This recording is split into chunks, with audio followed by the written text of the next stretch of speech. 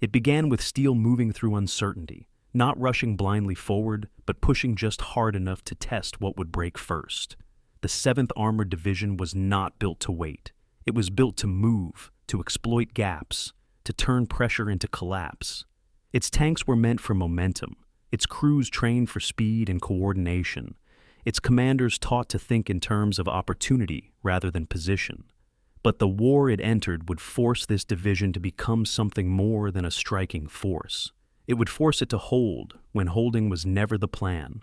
From the moment the division reached the European battlefield, it found itself pulled into situations where timing mattered more than doctrine. Roads were narrow, terrain was unforgiving, the enemy was adaptive, armor did not always mean dominance. Sometimes it meant exposure. In Normandy, the 7th Armored learned quickly that power meant little without space. Hedgerows swallowed visibility. Fields became traps. Villages turned into ambushes. Tanks designed for sweeping movement were forced into close combat, advancing yards at a time under constant threat. Losses mounted not in grand clashes, but through attrition that never seemed to pause.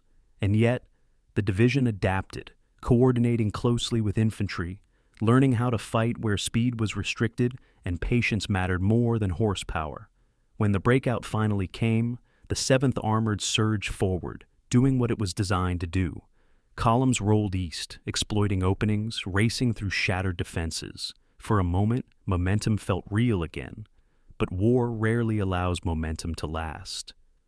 By the time winter arrived, the division found itself drawn into one of the most critical moments of the Western War. The Ardennes erupted without warning. German forces struck through snow and fog, bending Allied lines and threatening to split them entirely. Roads clogged. Units were cut off. Commanders scrambled to contain a blow that depended on speed and surprise. And into that chaos moved the 7th Armored Division, not as an attacker, but as a shield. At St. Vith, the division was ordered to hold, not to counterattack decisively, not to break through, but to delay. The terrain around the town was restrictive. Roads converged. Forests closed in. Snow and ice punished movement. The enemy pressed hard, throwing armor and infantry against positions that were never meant to absorb such pressure for long. The 7th Armored fought anyway. Tanks were used as fixed gun positions. Crews fought dismounted when vehicles were lost. Units held ground knowing relief might not come in time. For days, the division absorbed attack after attack, buying time at a cost measured in vehicles, men, and exhaustion. That time mattered. It allowed defenses to form farther west. It slowed momentum that could not afford delay. When withdrawal finally came, it was conducted under pressure, disciplined and costly, but successful. The delay at St. Vith echoed far beyond the town itself. After the Ardennes, the 7th Armored rebuilt and moved forward again, crossing rivers, clearing towns, and pushing into Germany as the war narrowed toward its end. Resistance remained fierce, supplies were strained, losses continued, but the direction was no longer in doubt. The division that had been built for speed had proven it could endure. The history of the 7th Armored Division is not a simple story of armored dominance. It is a story of flexibility, of a formation forced to fight against its own design, and succeeding anyway, of tanks used not just to advance, but to hold, delay, and sacrifice momentum so others could recover it later. It shows how modern war reshapes even the most specialized units, demanding they become something broader, tougher, and more resilient than intended. Tonight, we return to that journey, to the hedgerows and frozen roads, to the moments where speed gave way to stubborn defense, to a division that learned when to push and when standing still mattered more. Before we continue, let me pull you into this moment as well. Where in the world are you listening from right now, and what time has found you there? Is it late into the night, early morning, or that quiet stretch where the day finally loosens its grip? If these long, steady stories about units tested beyond their design help you unwind, focus, or simply sit with history without noise or rush, consider subscribing. Not because you have to, but so this place remains here whenever you want thoughtful history that moves at a human pace. Settle in. This is the story of the 7th Armored Division, and the war that forced it to hold the line. The mosquitoes arrived before sunrise. They swarmed through the pine forests of western Louisiana in clouds so thick that men standing guard duty had to breathe through handkerchiefs tied across their faces.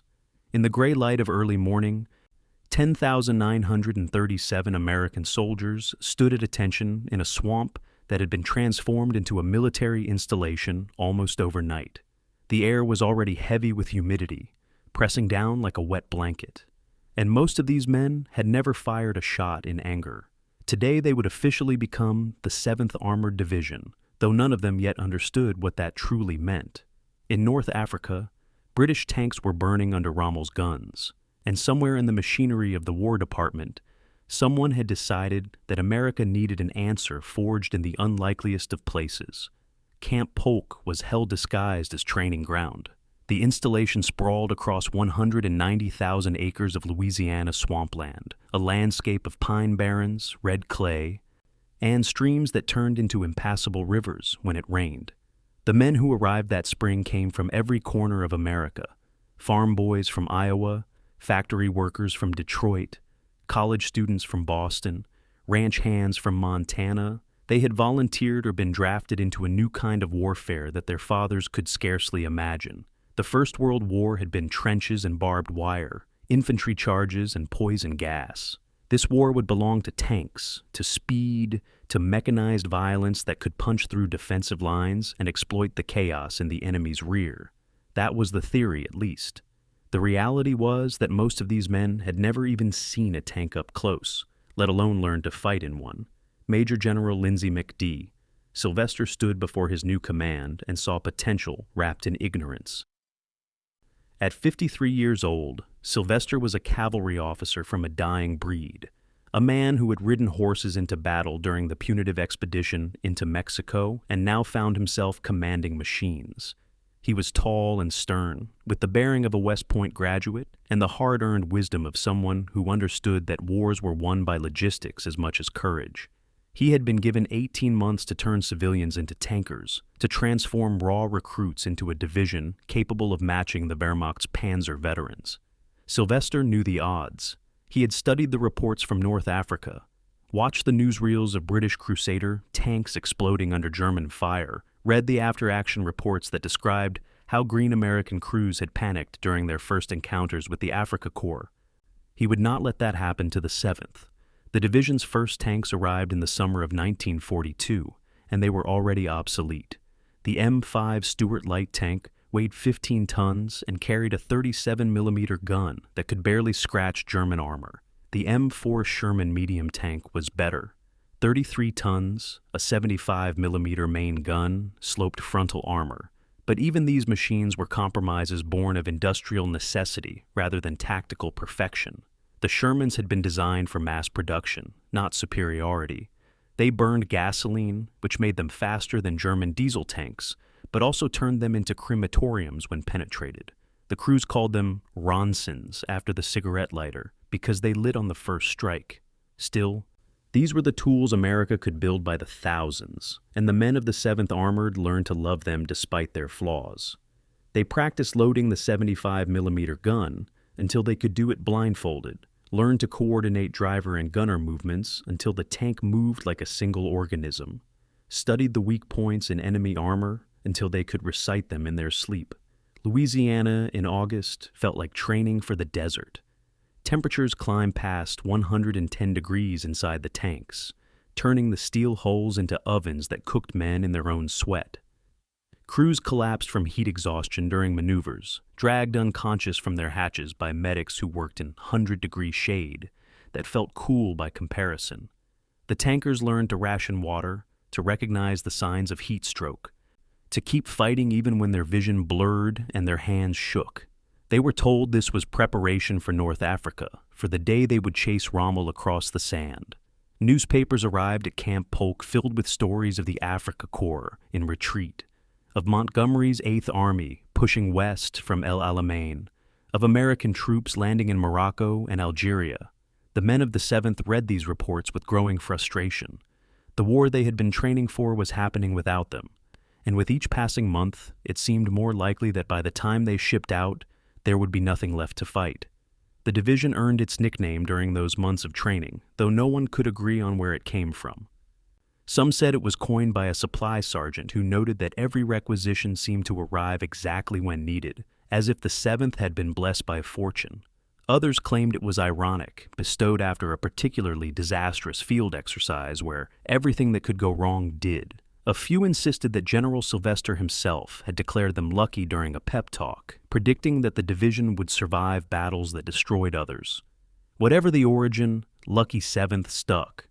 The men painted it on their tanks, stitched it into unit patches, adopted it as an identity before they had done anything to earn it. Luck was what you clung to when you had no combat experience, no battle streamers, no reputation beyond being the new kids who trained in a swamp.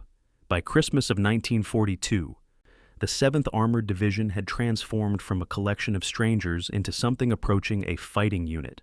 The tank crews knew their vehicles intimately, could field strip a Browning 30 caliber machine gun in darkness, understood the complicated ballet of combined arms warfare, where tanks, infantry, and artillery had to move in synchronization. They had conducted mock battles across Louisiana's pine forests, learning to navigate by compass when radio communication failed, practicing the kind of rapid movement that armored doctrine demanded. At Fort Knox, Kentucky, they had competed in gunnery competitions and achieved scores that impressed even the instructors. The division's tank destroyers, M10 Wolverines with open-top turrets and 3-inch guns, had proven capable of hitting targets at ranges that should have been impossible. Everything suggested they were ready. Everything except the fact that not one of them had ever faced an enemy who was shooting back. The training intensified through the winter and into 1943. New equipment arrived, better radios, improved optics, experimental devices whose purpose remained mysterious to the crews. The infantry battalions that would fight alongside the tanks practiced mounting and dismounting from Sherman holes at speed, learning to use the tanks as mobile cover during assaults. Engineers trained to bridge rivers, clear obstacles, defuse mines under fire. The artillery battalions worked on shoot-and-scoot tactics, learning to fire devastating concentrations and then displace before counter-battery fire could find them. Every component of the division was being honed into a precision instrument, and yet the fundamental question remained unanswered. Where would they fight? The Mediterranean seemed increasingly likely as Allied forces pushed from North Africa into Sicily and then into Italy itself. But rumors also circulated about a second front, an invasion of France that would require every division the army could muster. The men wrote letters home describing their training, carefully omitting any details that might be useful to the enemy.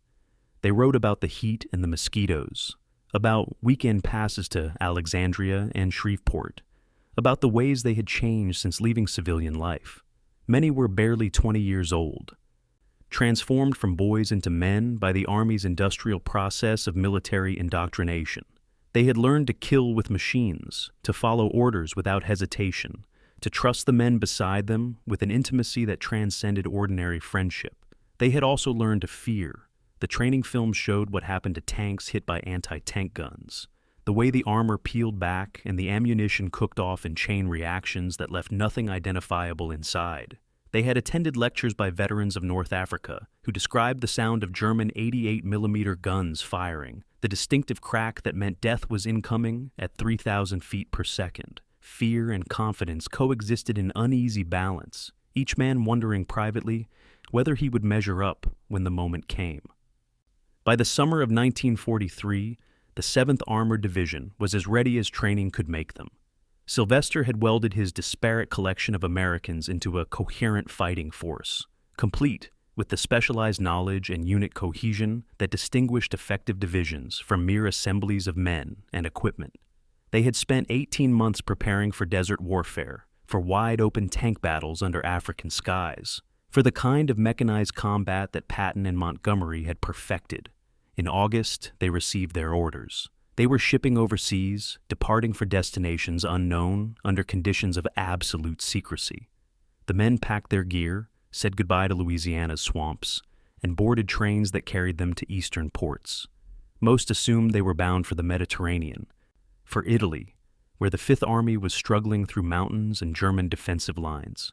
Not one of them guessed the truth. The desert they had trained for didn't exist. The war they were about to fight would be nothing like what they had prepared for. And the nickname Lucky Seventh was about to be tested in ways that would make some men believers and others into ghosts. Captain Robert W. Rausch stood on the deck of the transport ship and watched the convoy stretcher to the horizon in every direction.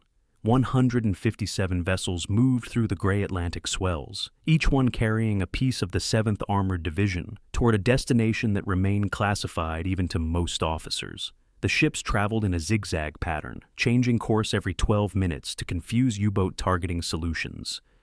And the result was a kind of organized chaos that made Rausch's head spin. He was the division's intelligence officer, responsible for knowing things, and yet he knew almost nothing about where they were going or why. The sealed orders sat in the ship captain's safe, to be opened only after they were 3 days out of port. That moment had come and gone, and still the rumors ran wild through the cramped troop compartments below. Some men swore they were headed to North Africa, others insisted on Italy. A few optimists claimed they were going to India to fight the Japanese. Rausch knew better. The winterization equipment they had loaded told a different story. The Atlantic crossing took 3 weeks of misery that no amount of training could have prepared them for. The men lived in tiered bunks stacked 5 high in holds that had been designed for cargo, not humans. The air below decks was thick with the smell of diesel fuel, vomit, and unwashed bodies. Seasickness struck nearly everyone in the first few days, reducing tough soldiers to groaning invalids who could barely keep water down. The ship's head, the Navy term for bathroom, could accommodate perhaps 50 men at a time, but there were 1,500 soldiers aboard. Lines formed at all hours, and men learned to plan their biological functions around convoy schedules and meal times. Hot food came twice a day, served in aluminum trays that required men to eat standing up because there weren't enough places to sit. The Navy crew treated the soldiers with a mixture of contempt and pity, amused by these landlubbers who couldn't handle a little ocean weather. The U-boat threat was real and constant. Every man aboard knew the statistics. Earlier convoys had lost 20% of their ships to German submarines prowling the Atlantic. The wolf packs operated in groups, surfacing at night to coordinate attacks on the most vulnerable vessels. Troop transports were priority targets because sinking one removed thousands of soldiers from the war effort in a single strike. The convoy's destroyer escorts raced back and forth along the columns, dropping depth charges whenever their sonar detected suspicious contacts. Each explosion sent shudders through the water that the men could feel through the ship's hull. At night, blackout conditions were absolute.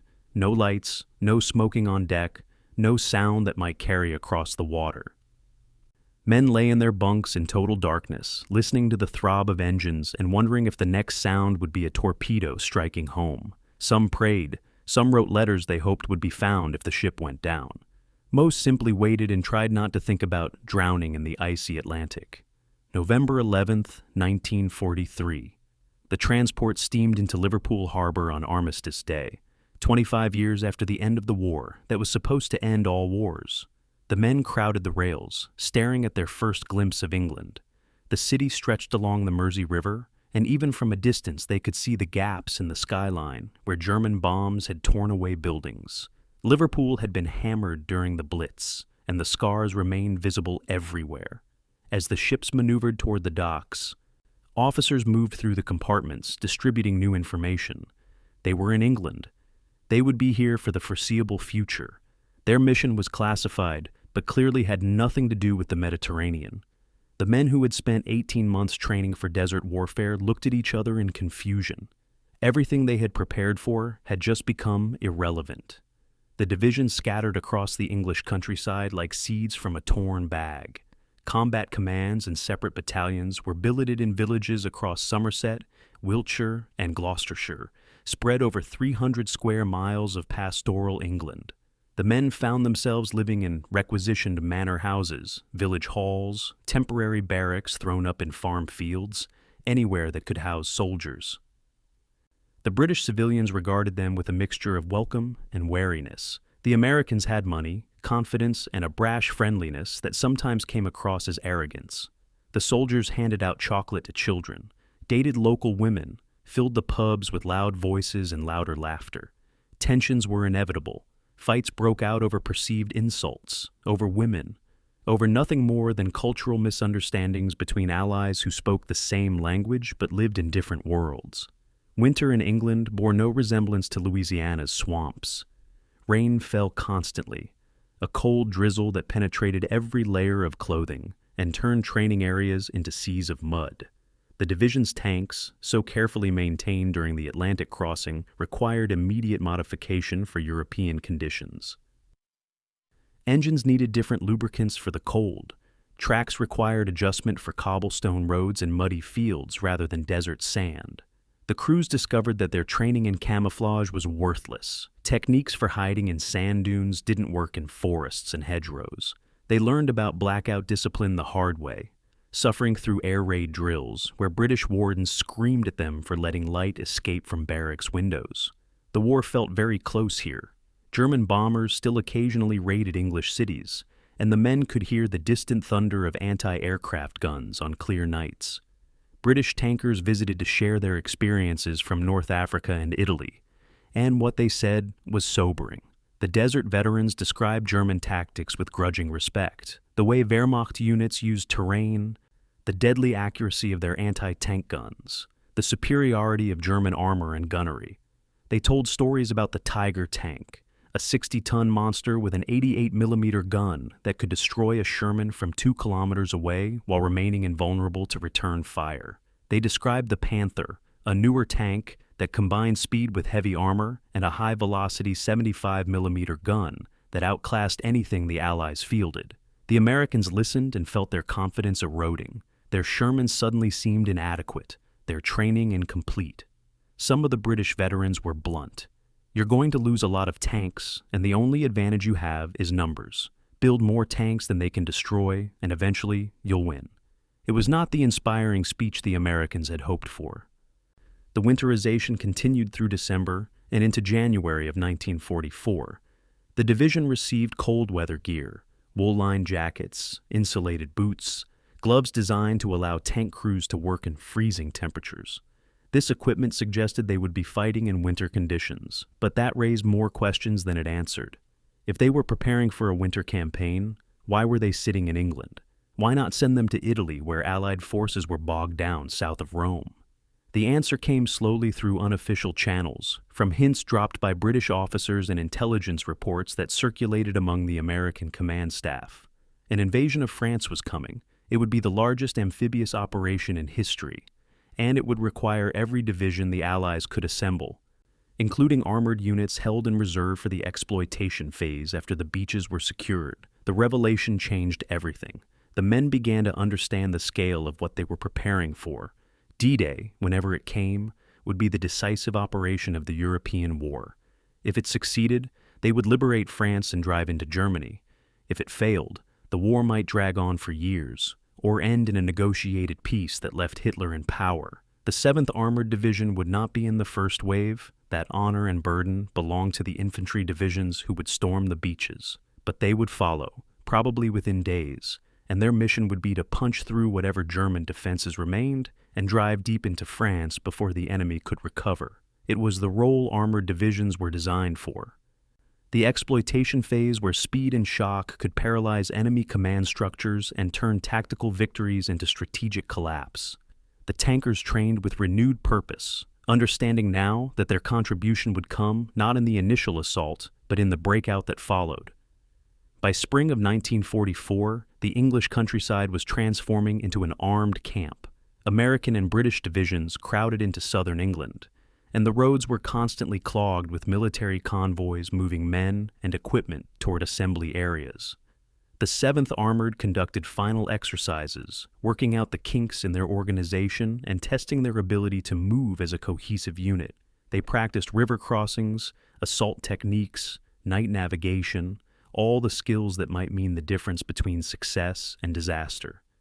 The division's maintenance battalions worked around the clock, ensuring that every tank, every truck, every piece of equipment was ready for combat. No one knew exactly when D-Day would come, but everyone could sense that it was approaching. The waiting became its own form of torture, a tension that built day by day until men snapped at each other over trivial matters and officers had to work constantly to maintain discipline and morale. And then June arrived, and with it, the news they had been waiting for. Sergeant James Jimmy Reed sat on the turret of his Sherman tank and listened to the radio. The BBC was playing music, the same cheerful programming that aired every evening, but underneath the normalcy was a tension that every soldier in England could feel. Reed was 23 years old, a farm boy from Nebraska who had never left the Midwest before the Army sent him to Louisiana and then across the Atlantic. He commanded a tank in the 31st Tank Battalion, one of 3 tank battalions that formed the armored corps of the 7th Armored Division. His crew, driver, gunner, loader, and bow gunner had trained together for 18 months until they moved with practice synchronization. They had named their tank Cornhusker, painting the name on the turret with careful pride, and they had convinced themselves that familiarity with their machine would translate into survival. Now, with invasion imminent, Reed wondered if they had been lying to themselves all along. The 7th Armored Division had spent the spring in a state of coiled readiness. Every day brought new exercises designed to perfect the skills they would need once the invasion began. The division practiced hedgerow fighting in the English countryside, learning to navigate the earthen walls topped with thick vegetation that crisscrossed the landscape of Normandy. These hedgerows were nothing like the open terrain of Louisiana or the desert they had originally trained for. They created a maze of enclosed fields where visibility dropped to a few dozen yards and every intersection was a potential kill zone. British instructors who had fought in North Africa and Italy tried to explain that Normandy would be different from anything they had experienced, that the Bocage country was perfect for defense and murder for attackers. The Americans listened, but didn't fully understand. How could they? None of them had been shot at. None of them knew what it felt like when 88mm rounds came screaming in and the world exploded around you. March brought a visit from General Eisenhower, the Supreme Allied commander who toured the 7th Armored Division with cameras following him everywhere.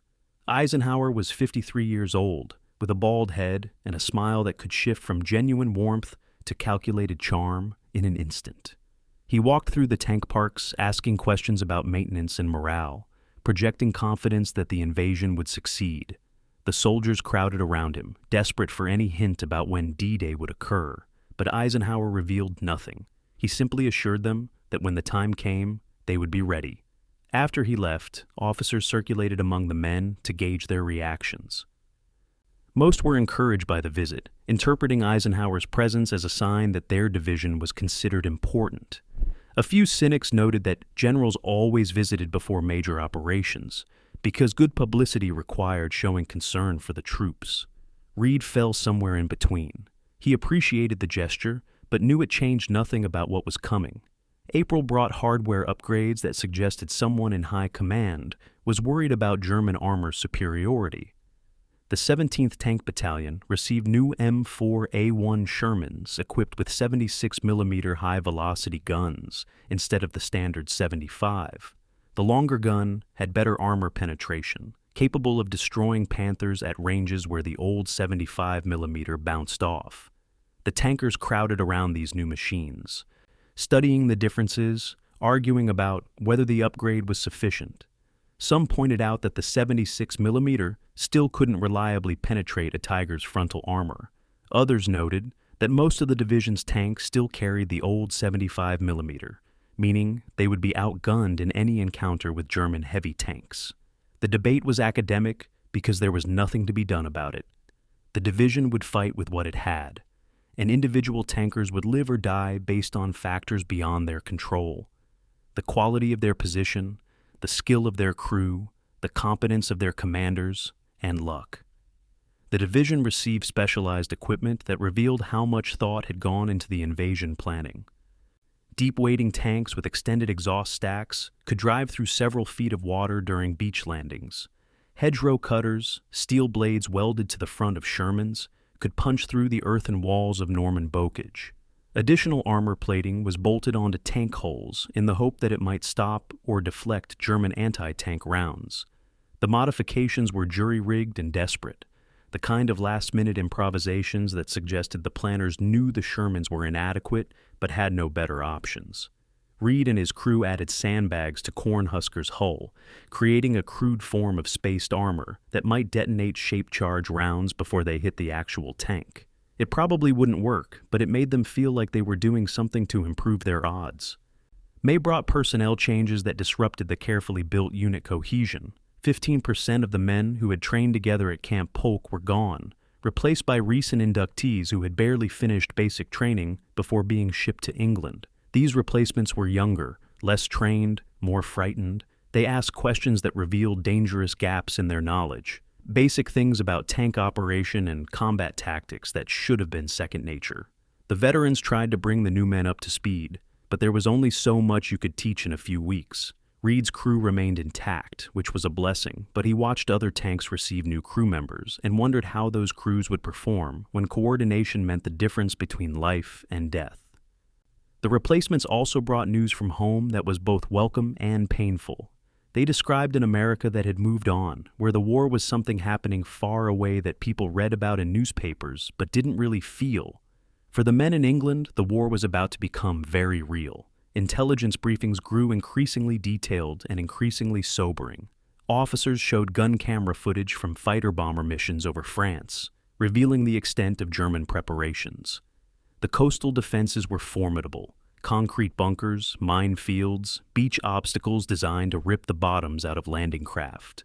Behind the beaches, German divisions waited in positions they had been fortifying for months. The intelligence officers didn't sugarcoat it. Casualties during the initial assault would be heavy. The 7th Armored would land after the beaches were secured, but they would still face a German army that had been fighting for 5 years and knew how to defend. Every briefing included photographs of German tanks, Tigers, Panthers, Mark IVs upgraded with long-barreled guns. The Americans studied these images like art students examining masterpieces, memorizing the silhouettes so they could identify threats at a distance. The unspoken question hung over every briefing. How do we fight machines that are better than ours? The average age of the tank crews was 22 years old, with commanders averaging 24. These were not hardened veterans, but young men who had been civilians less than 2 years ago. They came from farms and factories, from small towns and big cities, from every region of America. What they shared was youth and inexperience, and a growing understanding that many of them would not survive the coming campaign. The realization produced different reactions. Some men became quieter, more withdrawn, writing long letters home that they hoped would be sent if they died. Others grew louder and more reckless, drinking too much on passes and getting into fights as a way of proving they weren't afraid. Most simply went through the motions of preparation, focusing on the immediate tasks, cleaning weapons, checking equipment, attending briefings, because thinking too much about the future was paralyzing. June 5th arrived with news that electrified the division. The invasion had begun. Paratroopers had dropped behind German lines hours before dawn. Infantry divisions were storming the beaches of Normandy under murderous fire. The radio reports were fragmentary and censored, but the message was clear. D-Day was happening, and the Second Front had finally opened. Reed and his crew sat on Cornhusker's turret, listening to the distant rumble of heavy bombers heading south toward France, and felt the weight of anticlimax. They had prepared for this moment for 18 months, and now it was happening without them. The frustration was physical, a tightness in the chest that made breathing difficult. Other men expressed it more vocally, cursing at the decision to hold the 7th Armored in reserve, convinced they were missing the decisive battle of the war. Officers moved through the camps, trying to manage the restlessness, reminding soldiers that their time would come soon enough. The waiting was its own form of combat. Days stretched into weeks as the division remained in England, while the battle for Normandy raged across the Channel. News filtered back through official channels and unofficial rumors. The beaches had been secured at terrible cost. The advance inland was slower than planned. German resistance was ferocious. The 7th Armored stood ready to deploy on 12 hours' notice, but the orders never came. June became July, and still they waited. Equipment was checked and rechecked. Training exercises continued. Men grew irritable and short-tempered, the tension of extended readiness wearing away at discipline and morale. Reed watched his crew's faces and saw the same questions he was asking himself. When would they finally get their chance? What would it be like when they did? And would they measure up when the moment arrived? The waiting was torture because it left too much time for imagination. And imagination was the enemy of courage. Better to be doing something, anything, than sitting idle while the war they had prepared for happened somewhere else. The landing craft's ramp dropped into 3 feet of water, and Sergeant Jimmy Reed got his first view of France. Utah Beach stretched in both directions, an expanse of sand marked by the detritus of 2 months of war. Destroyed landing craft lay half buried in the sand, their ramps frozen open like steel mouths, screaming at the sky. Concrete obstacles that the engineers hadn't cleared created a maze that vehicles had to navigate carefully. Burned-out trucks and tanks marked where German artillery had found targets, and the smell of death, part saltwater, part decay, part something indefinable, hung over everything. Reed's Sherman tank, Cornhusker, rolled off the landing craft and onto French soil on day 68 of the invasion, 2 months later than anyone had expected. The delay had saved their lives because the beach landings had been a slaughterhouse. But it also meant the division was arriving after the breakthrough, after the dramatic victories that would fill the history books. The 7th Armored Division came ashore piecemeal over 3 days in mid-August 1944. The landing was chaotic, but relatively bloodless, a testament to how thoroughly the Allies had secured the Normandy coastline.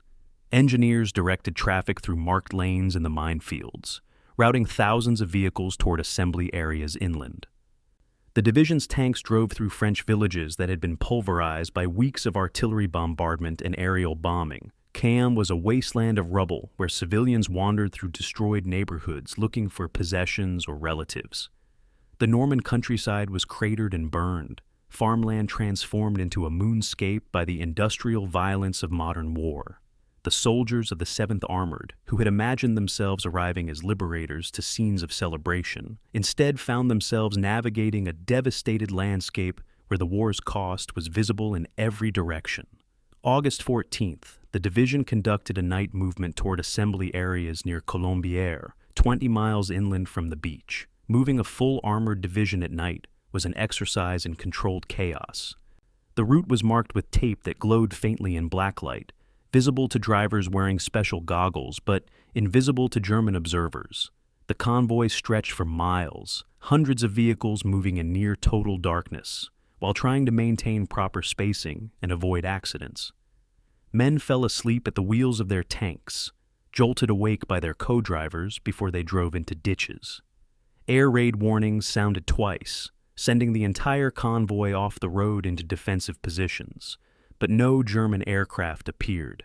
By dawn on the 15th, most of the division had reached its assembly areas, exhausted from a night of stop-and-go movement, but intact and ready for combat operations.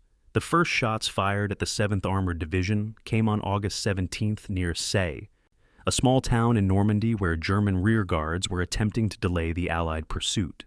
Combat Command B, one of the division's 3 semi-independent task forces, encountered machine gun fire from a tree line and deployed for battle. Staff Sergeant John C. Mackenzie's tank, leading the advance, took a direct hit from a concealed anti-tank gun. The round penetrated the Sherman's side armor and exploded inside the crew compartment. Mackenzie and his bowgunner escaped with severe burns and shrapnel wounds. The driver was killed instantly, the first man from the division to die in combat. The gunner and loader died of their wounds before medics could reach them. The entire engagement lasted perhaps 90 seconds, and just like that, the division's war had begun. The pursuit toward Argentan over August 18th through 20th revealed the scope of Allied success and German disaster. The 7th Armored moved through German retreat routes littered with the wreckage of a broken army. Thousands of dead horses lay bloating in the summer heat, killed by Allied fighter bombers that had strafed the retreat columns. German vehicles burned at the roadside, some still smoldering days after being hit. The division captured hundreds of German prisoners who were eager to surrender, mostly rear echelon troops who had been cut off by the Allied breakout. These prisoners were young. Many looked 16 or 17, or old, men in their 40s who should have been too aged for frontline service. They spoke of being surrounded, of entire divisions ceasing to exist, of officers abandoning their men to save themselves. The Americans listened with a mixture of satisfaction and unease. These defeated men didn't match the image of the formidable Wehrmacht they had been prepared to fight. August 21st brought the division to the Falaise pocket, and nothing in their training had prepared them for what they saw. The Allied air forces and artillery had caught the German 7th Army attempting to retreat through a narrow gap, and the result was carnage on a scale that defied comprehension. The roads were impassable, blocked by the wreckage of entire German divisions. Tanks, trucks, artillery pieces, ambulances, all smashed and burned together in a tangle of metal and flesh. The smell was overwhelming, forcing men to tie rags across their faces just to breathe. Bodies lay everywhere. German soldiers killed by the thousands as they tried to escape the pocket. Wounded horses screamed until American tankers shot them to end their suffering. The 7th Armored Division drove through this apocalyptic landscape and understood for the first time what industrial warfare truly meant. This wasn't combat, it was mass slaughter, and the fact that the Germans had done it to themselves through incompetent leadership didn't make it any less horrifying. The division's first week in combat produced a confusing mix of experiences. They traveled 300 miles through northern France, moving fast enough that logistics struggled to keep up. Fuel trucks raced forward to refill the tanks' thirsty engines, sometimes arriving with only minutes to spare before Sherman's ran dry. Ammunition was less of a concern because they were firing only occasionally, brief exchanges with German rearguards who melted away rather than stand and fight.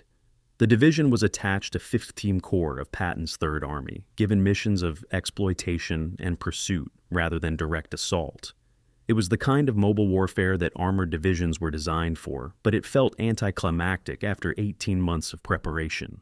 The men had expected desperate battles and instead found themselves chasing an army in full retreat. For the first 72 hours of combat, the division suffered 12 men wounded and 0 killed beyond the initial crew loss.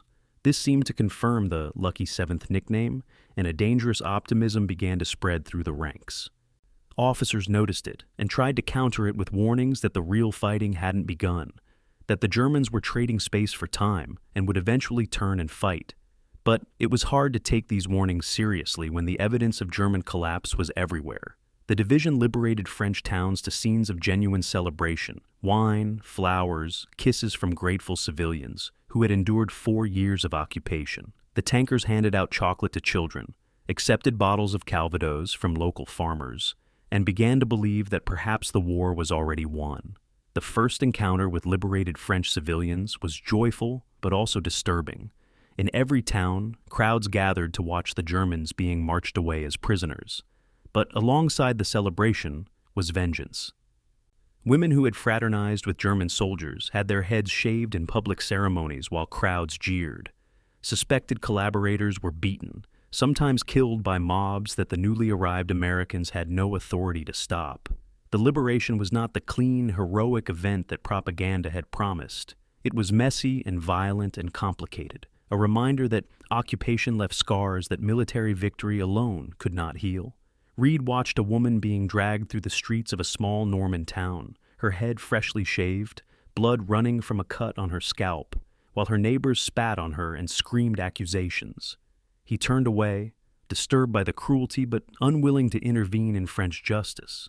This was their country, their pain, their reckoning. By the end of August, the 7th Armored Division had completed its initiation into combat. They had landed in France, survived their first firefights, participated in the pursuit of a broken enemy, and begun to understand the gap between training and reality. The division had also developed a false sense of invulnerability based on minimal casualties and rapid advances. This dangerous optimism would not survive contact with the real Wehrmacht, the veteran units that were even now being rushed west to stabilize the collapsing front. The easy part was over. The 7th Armored Division's war was about to begin in earnest, and the lessons they were about to learn would be written in blood and burning tanks. The farm boys and factory workers who had climbed off landing craft at Utah Beach were about to discover what it meant to fight the German army when it stood and fought back. The anti-tank gun fired from somewhere in the tree line, and Captain Abraham J. Baum's world exploded. The round struck his Sherman's frontal armor with a sound like a giant hammer hitting steel, and the tank shuddered to a violent stop. Baum was standing in the commander's hatch, and the concussion threw him against the turret rim hard enough to crack ribs. For a moment, he couldn't breathe, couldn't think, could only feel the terror of being trapped in a metal coffin while an invisible enemy reloaded. Then training took over. "Reverse! Reverse!" he screamed at his driver, and the Sherman lurched backward, engine roaring. Tracks churning mud as it sought the cover of the buildings they had just passed. A second round missed by inches, passing through the space where Baum's tank had been heartbeats earlier. They made it to cover, but not everyone was so lucky. 3 more Shermans from his company were already burning, black smoke pouring from their hatches, and the radio filled with screams and desperate calls for medics. The 7th Armored Division's advance toward the German border in early September 1944 ran headlong into a completely different Wehrmacht than the broken remnants they had pursued across France. As the division approached Nancy and the Moselle River crossings, German resistance stiffened dramatically. The troops defending this sector were not teenagers and old men, but veterans of the Eastern Front, hardened by years of combat against the Soviet Union. The 553rd Volksgrenadier Division had been rebuilt around a core of survivors from units decimated in Russia, and they fought with a competence and lethality that shocked the Americans. These were not soldiers looking for the first opportunity to surrender. They were professionals who understood combined arms warfare and had no illusions about what defeat would mean for Germany. The attempt to cross the Moselle River at Pont-à-Mousson on September 12th was the 7th Armored Division's first major engagement against a prepared defensive position. The plan called for the 31st Tank Battalion to seize a bridge and establish a bridgehead on the eastern bank, but German intelligence had anticipated the attack. PaK-40 anti-tank guns, 5-centimeter weapons that could punch through a Sherman's frontal armor at 1,000 meters, had been positioned in concealed firing positions covering the approaches. The lead company of American tanks advanced in column formation, following the road because the fields on either side had been mined. It was exactly what the Germans had expected. The first 3 Shermans made it across the bridge before the Germans opened fire. The 4th tank was hit in the engine compartment and caught fire, blocking the bridge. The 5th and 6th tanks tried to maneuver around the burning wreck and were both destroyed. Within 90 seconds, the advance had turned into a disaster. Captain Baum survived the initial ambush, but his driver did not. The young man from Ohio, Baum couldn't remember his name in the chaos, couldn't stop to grieve, had been killed by spalling, fragments of the tank's interior armor that broke off when the anti-tank rounds struck and ricocheted through the crew compartment like shrapnel. The death was quick but messy, and Baum had to step over the body to take the driver's position himself, backing the tank to safety while his gunners scanned desperately for targets they couldn't see.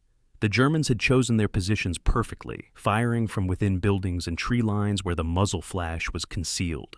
American tanks fired back blindly, pumping 75mm high explosive rounds into suspected positions, but it was like punching shadows. The Germans would fire 2 or 3 shots and then displace, moving to new positions before counter-battery fire could find them. The battle for Pont-à-Mousson lasted 3 days and cost the 31st Tank Battalion 17 tanks destroyed or damaged beyond field repair. The division eventually secured a crossing point several miles downstream, but the victory felt hollow. For the first time, the 7th Armored had encountered German defensive tactics executed by competent professionals, and the Americans had paid a terrible price for their education. The casualty lists told the story: 47 killed, 183 wounded, 23 missing in the span of 2 weeks. These were numbers that dwarfed everything the division had experienced during the pursuit across France. The wounded were evacuated to field hospitals, where surgeons worked around the clock on burn victims and men who had been hit by fragments that no armor could stop. The missing were mostly tank crews whose Shermans had been hit so hard that nothing identifiable remained. September 14th through 16th brought house-to-house fighting in Dompierre, a small industrial town that the Germans had fortified with infantry and anti-tank weapons. Urban combat revealed another training deficiency. The 7th Armored's tanks and infantry had practiced combined arms operations, but not extensively enough. Tank infantry coordination broke down repeatedly as units lost contact in the maze of streets and buildings. Tanks advancing without infantry support were vulnerable to German Panzerfaust teams, soldiers armed with shape-charge rockets that could destroy a Sherman from close range. Infantry advancing without tank support were pinned down by machine gun fire from positions that required direct fire from tank guns to suppress. The division learned these lessons the hard way through casualties and near disasters that were only overcome through individual initiative and small unit leadership. By the time Dampierre was secured, both tankers and infantrymen understood that they needed each other to survive. September 18th brought a lesson in German armor superiority that no briefing had adequately conveyed. Company C of the 31st Tank Battalion encountered a company of Panthers in open country south of Nancy. The Panthers opened fire at 1,200 meters, well beyond the effective range of the Sherman's 75mm guns. The American crews watched their rounds bounce off Panther frontal armor, while German fire turned their own tanks into burning hulks. The company lost 7 of 14 tanks in 20 minutes before breaking contact and retreating. The survivors described the engagement with shell-shocked voices. The Panthers had fired from hull-down positions behind earthen berms, exposing only their turrets, making themselves nearly impossible to hit while maintaining perfect fields of fire. One Sherman crew claimed they had scored 3 direct hits on a Panther without penetrating. The German tank had simply rotated its turret and destroyed them with a single shot. The division pulled back on September 20th to reorganize and integrate replacements. For the first time, senior commanders publicly acknowledged what the crews already knew. American tanks were outgunned and out-armored by their German counterparts. A few Shermans in the 17th Tank Battalion carried the new 76mm high-velocity gun, which gave them a fighting chance against Panthers at medium range, but the vast majority of the division's tanks still mounted the old 75. The kill ratios reflected this disparity. Intelligence estimates suggested the division was losing 3 to 4 Shermans for every German tank destroyed. This was sustainable only because American industry could produce tanks faster than German industry. But sustainability didn't mean much to the crews who burned inside those additional Shermans. The tactical deficiencies revealed during the Moselle fighting went beyond equipment. The division had been trained to fight aggressively, to charge forward and overwhelm enemy positions through speed and shock. This doctrine was based on analysis of German blitzkrieg tactics, but it failed to account for the fundamental reality that German tanks were better than American tanks. Charging a Panther or Tiger head-on was suicide. The Americans needed to learn ambush tactics, to use terrain for concealment, to coordinate with tank destroyers and artillery to engage German armor at long range before closing for the kill. These were skills that German tank hunters had perfected on the Eastern Front, and now American crews had to learn them under combat conditions because their training had been inadequate. Lieutenant Robert P. Kramer, a platoon leader in the 8th Tank Battalion, wrote a letter home describing the fighting that would never pass censorship, but captured the mood of the division. "We trained for 18 months to fight a war that doesn't exist," he wrote. "Everything we learned is wrong. The tactics don't work. The equipment isn't good enough. We're figuring it out as we go, but men are dying while we learn."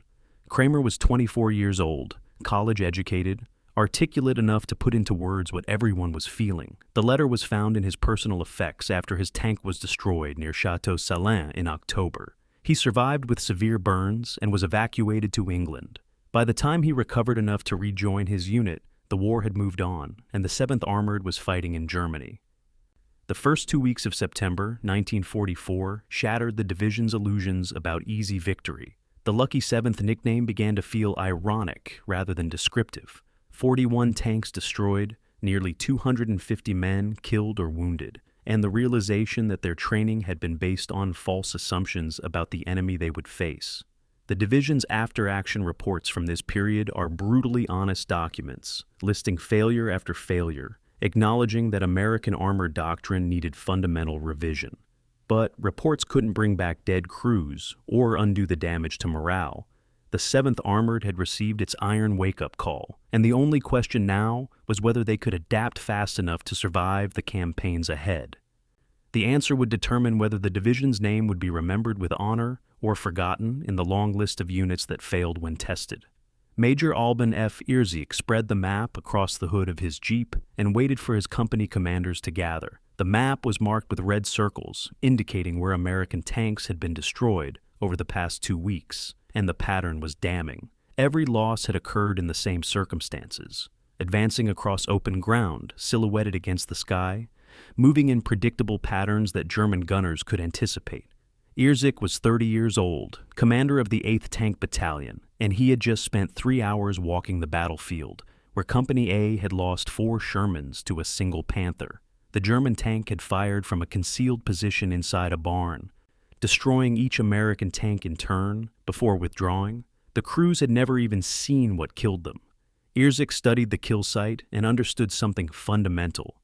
The division had to stop fighting like Americans and start fighting like Germans. Aggression without cunning was just another word for suicide. The lessons learned sessions began in late September as a desperate attempt to save lives through shared knowledge. Battalion commanders gathered their surviving crews and created safe spaces for honest discussion about what worked and what got people killed.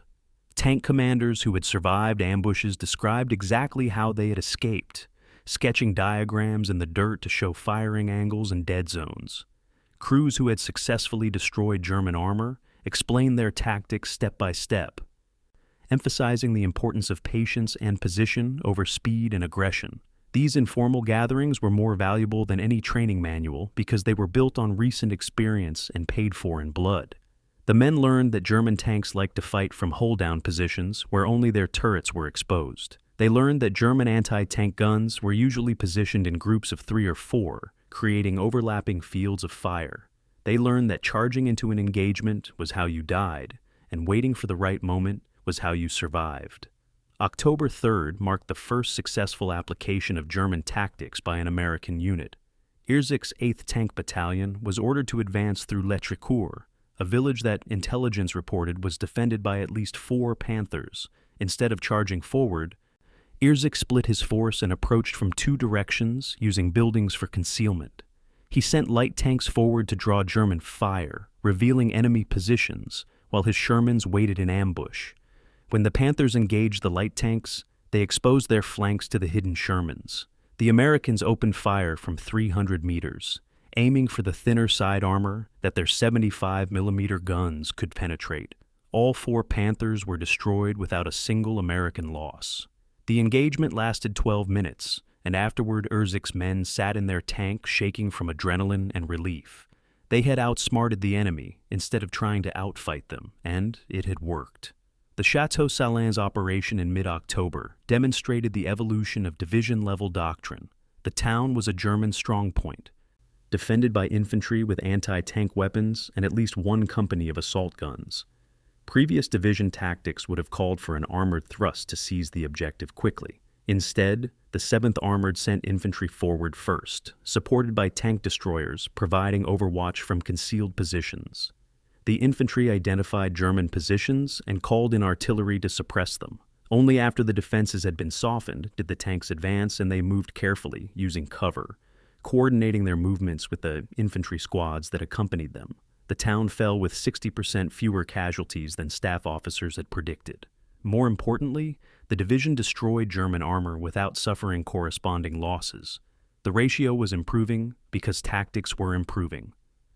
November 8th brought a demonstration of what the division called cavalry screen techniques, adapted from old horse cavalry doctrine, but reimagined for mechanized warfare. The concept was simple, but effective. Light tanks and reconnaissance units probed German lines, identifying weak points and drawing fire to reveal enemy positions. Meanwhile, the medium tanks waited in reserve, engines idling, ready to exploit any breakthrough the screen discovered. When the reconnaissance found a gap in German defenses near Morhange, the 40th Tank Battalion poured through it before the enemy could react.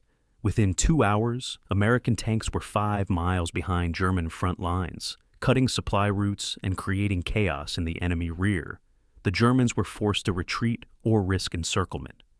It was exactly the kind of exploitation mission that armored divisions were designed for, but it only succeeded because the 7th Armored had learned to be patient and methodical instead of recklessly aggressive. Major Irzik's battalion developed what he called tank terror tactics, and the name was brutally accurate. The concept involved rapid flanking movements combined with overwhelming suppressive fire. When engaging German positions, American tanks would split into two groups. One group would pour high explosive and machine gun fire into the enemy position, forcing German crews to button up their hatches and limiting their visibility. While the Germans were suppressed, the second group would race around their flank at maximum speed, looking for side shots that their guns could penetrate. The tactics required precise timing and radio coordination, but when executed properly, they transformed inferior American tanks into lethal hunters. The key insight was that German armor superiority only mattered if the Germans could bring their superior guns to bear. Deny them that opportunity, and Panthers burned just as spectacularly as Shermans. Tank infantry communication improved through painful necessity and crude innovation. Early in the campaign, tankers and infantry had struggled to coordinate because they used different radio frequencies and couldn't easily communicate once bullets started flying. Enterprising mechanics solved this by welding phone boxes to the rear hulls of Sherman tanks. Infantry could pick up the phone and talk directly to the tank commander, calling in fire support or warning about threats the tanker couldn't see. The modification was unofficial and probably violated some regulation, but it saved lives and spread through the division like wildfire. Within weeks, nearly every Sherman in the division carried a phone box, and tank infantry cooperation improved dramatically. Platoons developed the practice of moving with dedicated infantry squads that they trained with and fought alongside. The bonding between tankers and infantrymen became fierce and tribal, each group understanding that their survival depended on the other. Division mechanics proved that necessity bred innovation faster than any official research program. Faced with German tanks they couldn't penetrate from the front, mechanics added sandbags and spare track links to Sherman hulls, creating improvised spaced armor. The theory was that the sandbags would detonate shape-charge rounds before they reached the actual armor. Whether it worked was debatable, but it gave crews psychological comfort. More practically, mechanics scavenged cupolas from destroyed German tanks and welded them onto Shermans, improving commander visibility. They modified suspension systems to handle the additional weight of armor upgrades. They souped up engines and transmissions, squeezing extra horsepower from machines that were already pushed to their limits. The division's maintenance battalions worked 20-hour days, cannibalizing wrecked tanks for parts, jury-rigging repairs that would have horrified factory engineers, but kept vehicles running under field conditions. Tank destroyer doctrine underwent radical revision based on combat experience. The M10 Wolverine and M18 Hellcat tank destroyers had been designed for mobile defense, racing to threaten sectors and engaging enemy armor from concealed positions. In practice, their open-top turrets made them vulnerable to artillery and mortars, and their relatively thin armor meant they couldn't survive prolonged engagements. The division repositioned them as long-range snipers, using their powerful 3-inch guns to engage German tanks from distances where return fire was inaccurate. Tank destroyers would set up in carefully chosen positions with clear fields of fire, take a few shots, and then displace before German artillery could target them. This shoot-and-scoot approach played to their strengths, mobility and firepower, while avoiding their weaknesses. The change in doctrine improved the tank destroyers' kill ratios significantly while reducing their casualty rates. Artillery coordination became an art form as the division learned to integrate fires with maneuver. Forward observers began riding in the lead tanks, where they could see the battlefield and call in artillery strikes on suspected German positions before the advance began.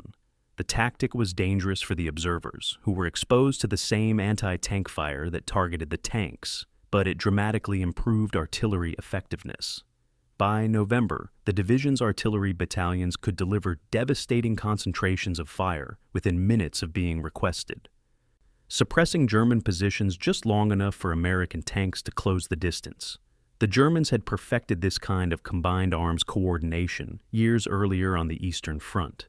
Now, the Americans were catching up, and every successful integration of tanks, infantry, and artillery made the division more lethal. November brought replacement crews who benefited from the hard lessons the division had learned. These men arrived with training that incorporated after-action reports from Normandy and Italy, taught by instructors who actually understood modern armored warfare. The difference was visible immediately. The replacements asked better questions, demonstrated better tactical instincts, and integrated into veteran units more smoothly than the green crews who had arrived in September. They had been taught to use terrain, to coordinate with infantry, to recognize German tank silhouettes at long range. Their training was still imperfect. Nothing could truly prepare someone for combat.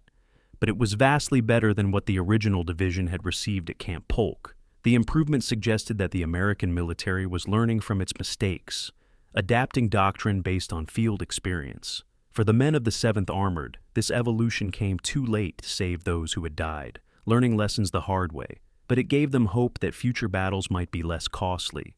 The period from September through November 1944 transformed the 7th Armored Division from a blunt instrument into a precision tool. The transformation was purchased with casualties and near disasters, with tanks destroyed and men killed because their training had been inadequate. But by late autumn, the division that approached the German border was fundamentally different from the unit that had landed in Normandy. They had learned to hunt instead of charge, to think instead of react, to fight smart instead of fighting hard. The Lucky 7th nickname was starting to feel less ironic. Maybe they were lucky enough to survive long enough to learn. Lucky enough to have commanders who prioritized adaptation over rigid doctrine. Lucky enough to face an enemy who was running out of fuel and ammunition faster than America was running out of tanks. The winter would test whether that luck held, because the Germans were about to stake everything on one final offensive that would catch the Allies completely by surprise. The earth itself seemed to scream. 2,000 German artillery pieces opened fire simultaneously along an 80-mile front, and the sound was like the end of the world.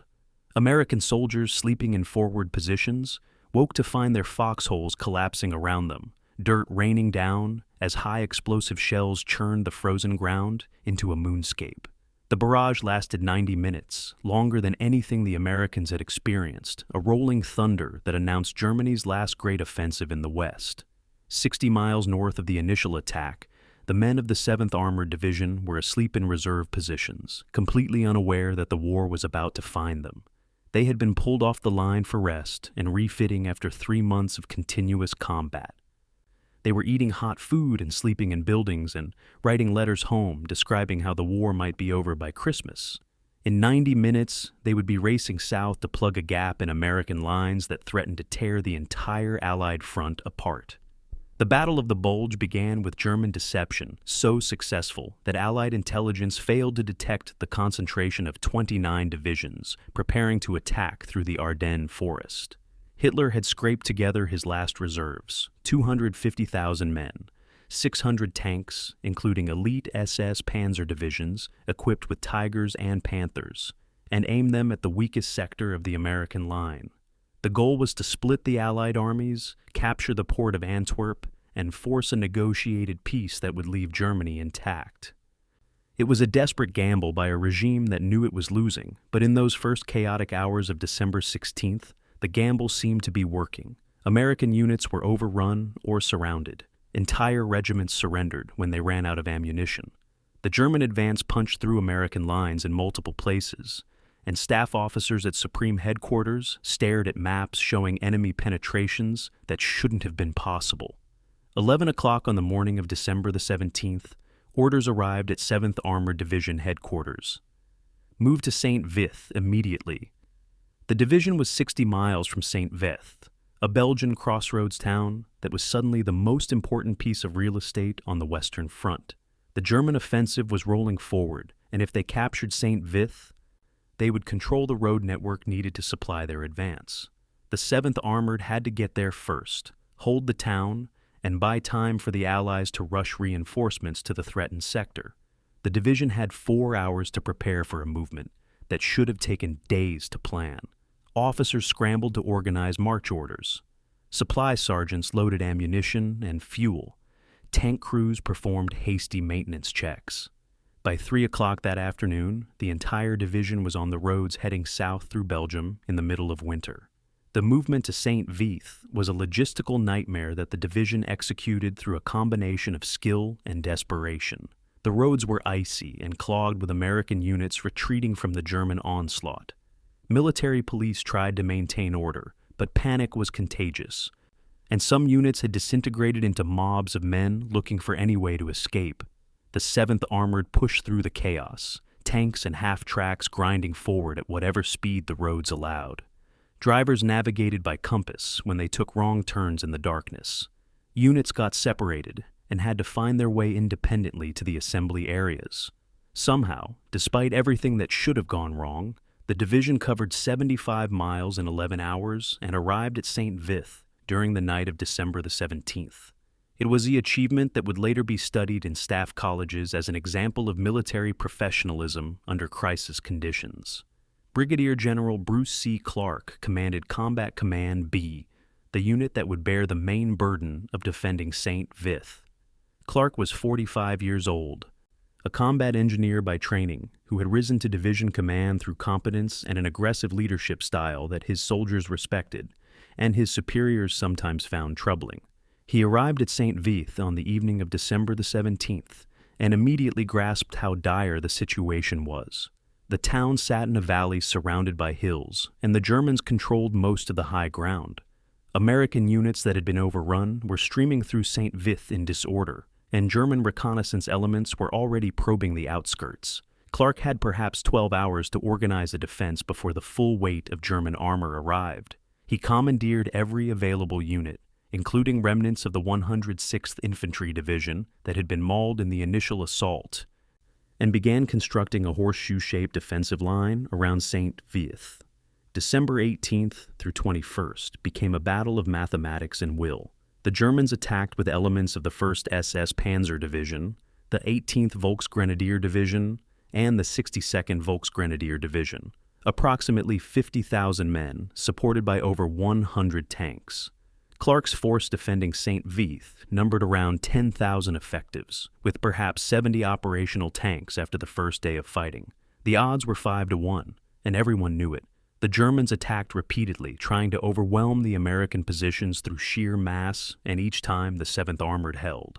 Artillery fire directed by forward observers broke up German assault formations. Tank destroyers positioned on the reverse slopes of hills knocked out Panthers and Tigers that exposed themselves trying to advance. Infantry held their foxholes through artillery barrages that should have broken their nerve. For 4 days, the defense of St. Vith bought time while the rest of the Allied line stabilized. The fighting was intimate and brutal in ways that mobile warfare rarely was. German infantry infiltrated American lines during snowstorms, and firefights erupted at ranges measured in meters rather than hundreds of meters. Tank duels happened at point-blank range when German armor pushed into the town and American Shermans engaged them from behind buildings. The 7th Armored's tankers discovered that at close range, even their inadequate 75mm guns could kill Panthers by shooting through the thinner rear armor. The Germans learned that American defenders could be dislodged only through overwhelming firepower and casualties the Wehrmacht could no longer afford.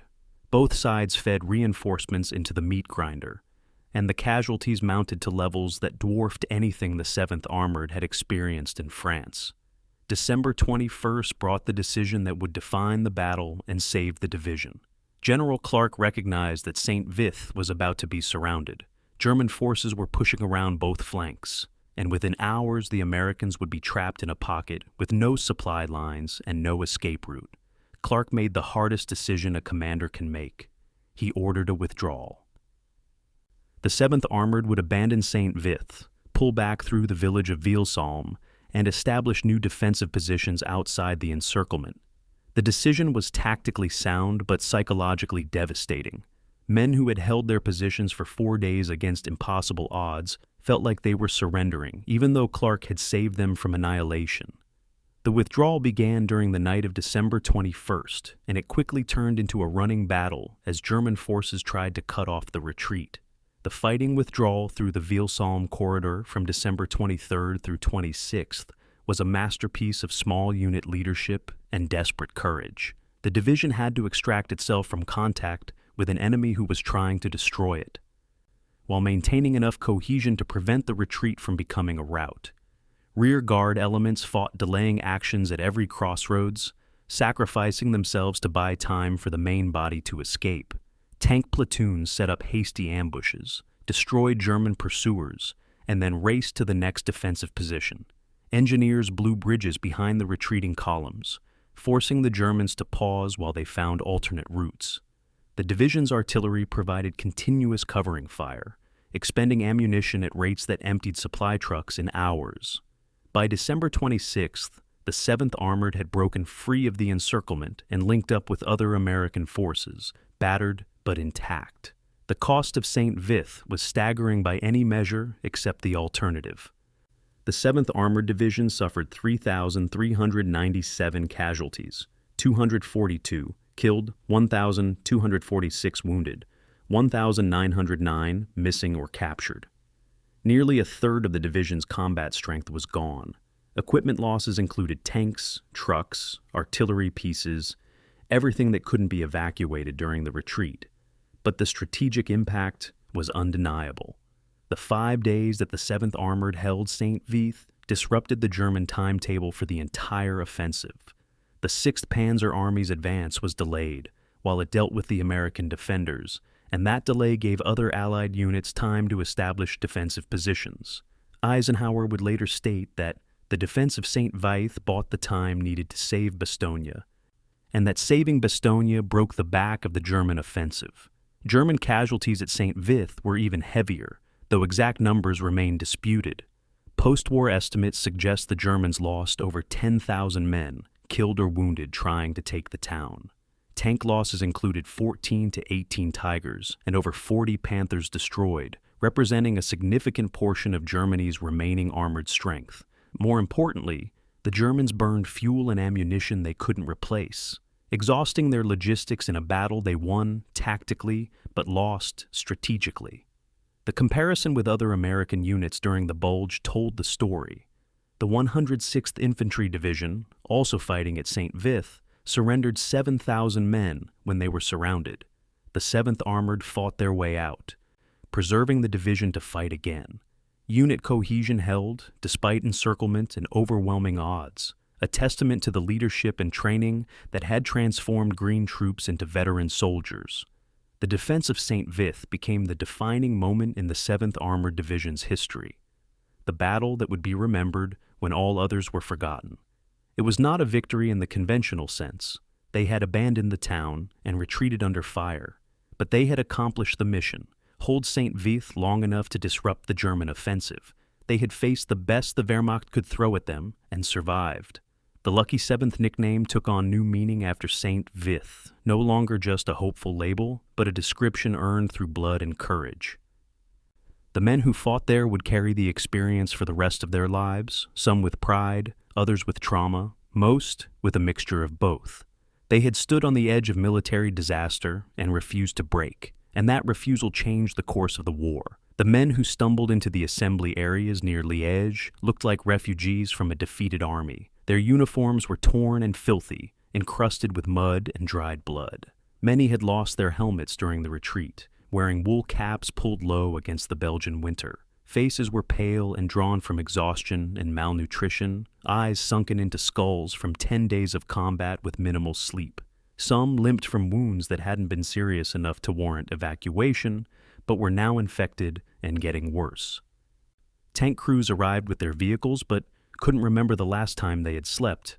Captain Charles B. MacDonald, a company commander who would later become a prominent military historian, watched his men collapse where they stood and wondered how the division would ever fight again. These were not soldiers. They were ghosts haunted by what they had survived and what they had lost. The immediate aftermath of St. Vith revealed costs that casualty statistics couldn't capture. The division reassembled and conducted head counts, and the numbers were devastating. Of the 10,950 men who had gone into St. Vith, only 7,243 answered the roll call. Nearly 4,000 were missing, a category that included the dead, the wounded evacuated to field hospitals, the captured, and those who were simply lost in the chaos of retreat. Companies that should have numbered 120 men mustered 50 or 60. tank platoons that should have had 5 Shermans reported with 2 or 3.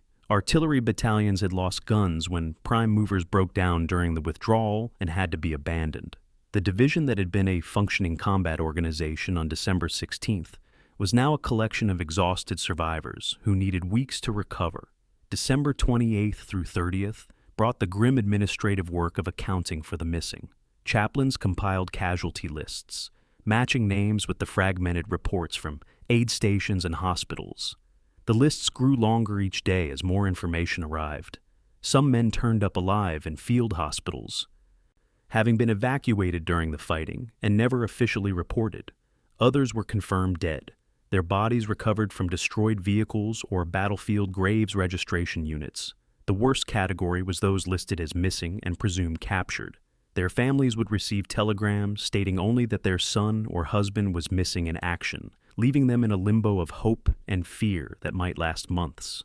For the men of the division, these lists were more than administrative documents. They were rosters of friends and comrades whose absence left holes in the unit's fabric that could never truly be filled.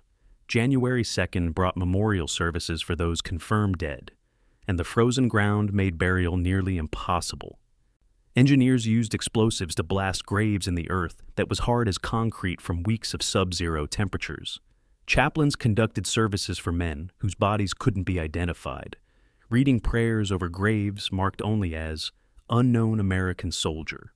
The division buried its dead in temporary military cemeteries with the understanding that, after the war, families could request repatriation to the United States. Many soldiers attended these services, standing in formation while wind cut through their uniforms and chaplains' voices cracked with emotion. The rituals of military burial provided structure to grief, but nothing could ease the fundamental wrongness of burying 20-year-olds who should have had 50 more years of life. The medical battalion was overwhelmed by casualties that had nothing to do with German bullets. Frostbite, trench foot, and combat exhaustion filled the aid stations until there was no room for new patients. The cold had been brutal during the St. Vith battle, with temperatures dropping below 0 Fahrenheit and American soldiers fighting in summer uniforms because winter clothing hadn't arrived. Frostbite turned fingers and toes black, forcing doctors to amputate before gangrene spread. Trench foot, caused by prolonged exposure to cold and wet conditions, crippled men who could no longer walk. Combat exhaustion, what would later be called post-traumatic stress disorder, manifested in soldiers who stared at nothing, who jumped at sudden sounds, who woke screaming from nightmares they couldn't remember. The medical staff treated 347 cases of combat exhaustion in the week after St. Vith, men whose minds had broken under the strain of continuous combat. Replacement personnel began arriving on January 5th, and integrating them into veteran units was like mixing oil and water. 800 new men came to bring the division back toward full strength, but they were strangers who hadn't shared the crucible of St. Vith. Veterans looked at them with a mixture of pity and resentment, knowing these green troops would make mistakes that got people killed. The replacements arrived from training camps in the United States, where they had been told the war was nearly won and German resistance was collapsing. They quickly learned the truth from the hollow-eyed men they were supposed to fight alongside. The integration process was brutal and necessary. Veterans taught replacements the lessons of survival, how to dig a proper foxhole, how to recognize the sound of incoming artillery, how to move under fire, in compressed timelines measured in days rather than weeks. January 10th brought a visit from General George S. Patton, who toured the division's positions with newsreel cameras following. Patton wore his trademark ivory-handled pistols and spoke to assembled soldiers about their heroic defense of St. Vith, calling them the saviors of the Allied line. The speech was vintage Patton, profane, inspiring, calculated to restore fighting spirit. But in private conversations with division commanders, Patton's message was different. Rest time was over. Third Army needed the 7th Armored back in the line immediately. The German offensive had been halted, but now came the counterattack to push the Germans back and erase the bulge they had created in Allied lines. The division would be attacking within 72 hours, regardless of whether they felt ready. Patton's logic was cold but undeniable. Wars weren't won by units sitting in reserve, and the 7th Armored was still the best armored division available. Awards and decorations were issued for actions at St. Vith, and the citations told stories of extraordinary courage under impossible odds. The Medal of Honor was awarded posthumously to Private Robert C. Mackenzie, who had single-handedly held off a German assault to allow his wounded squad to escape. 19 Distinguished Service Crosses went to soldiers who had performed acts of exceptional valor. 234 Silver Stars recognized gallantry in action. These medals mattered to the recipients and their families, but they couldn't bring back the dead or heal the wounded. General Bruce Clark received an oak leaf cluster to his Distinguished Service Cross, one of only 3 American generals decorated for their actions during the Bulge. The recognition validated his decision to withdraw from St. Vith when he did, confirming that he had saved the division rather than surrendering it. The division's strength on January 15th stood at 7,243 effectives, nearly 4,000 below authorized levels. Equipment had been partially replenished. Replacement Shermans, trucks, artillery pieces arrived from depots, but many vehicles were still missing. More critically, the division had lost institutional knowledge with every casualty. The officers and NCOs killed at St. Vith had been the most experienced men, the ones who understood how the division worked and could coordinate complex operations. Their replacements were often battlefield promotions, good men but inexperienced at their new ranks. Company commanders who had been lieutenants 3 weeks earlier were now making decisions that affected hundreds of soldiers. Platoon sergeants who had been corporals were leading men older and more experienced than themselves. The division was rebuilding itself from the inside out, and no one knew if the new structure would hold when it was tested again. The psychological damage lingered beneath the surface like cracks in ice. Men who appeared functional during the day woke screaming at night. Tank crews who had escaped burning vehicles developed claustrophobia and couldn't force themselves back into Shermans. Some soldiers became recklessly aggressive, as if courting death, while others froze during critical moments, paralyzed by fear they couldn't control. The division had no formal system for addressing combat trauma, because the science of battlefield psychology was still in its infancy. Commanders dealt with problems case by case, trying to distinguish between cowardice and genuine psychological breakdown. Some men were sent to the rear for evaluation. Others were given light duty until they recovered. A few were quietly reassigned to non-combat roles. The stigma of breaking under fire was severe enough that many men hid their symptoms, functioning through force of will while their mental health deteriorated. The 7th Armored Division that prepared to return to combat in mid-January 1945 was fundamentally different from the unit that had raced south to St. Vith 4 weeks earlier. They had lost a third of their strength and gained knowledge purchased with blood about how far they could be pushed before breaking. They had learned that unit cohesion mattered more than equipment or doctrine, that small unit leadership was the difference between holding and collapsing, that courage was not the absence of fear, but the ability to function despite it. The survivors carried St. Vith with them like a badge and a burden, proof that they could stand against impossible odds, but also a standard they would have to live up to in every battle that followed. The ghosts in the snow were not just the men who had died, but the innocents and illusions that had died with them. What remained was harder and darker and more capable than what had existed before. The thermometer read 8 degrees Fahrenheit when the 7th Armored Division attacked into Germany, but inside the tanks, it felt colder. Metal conducts heat away from human bodies with ruthless efficiency, and the Sherman steel hull wicked away warmth until crew members could barely feel their fingers. Sergeant Jimmy Reed wore every piece of clothing he owned: long underwear, wool uniform, field jacket, tanker's jacket over that, and still shivered uncontrollably. The tank's heater was broken, like most heaters in the division, and mechanics had more urgent repairs to worry about.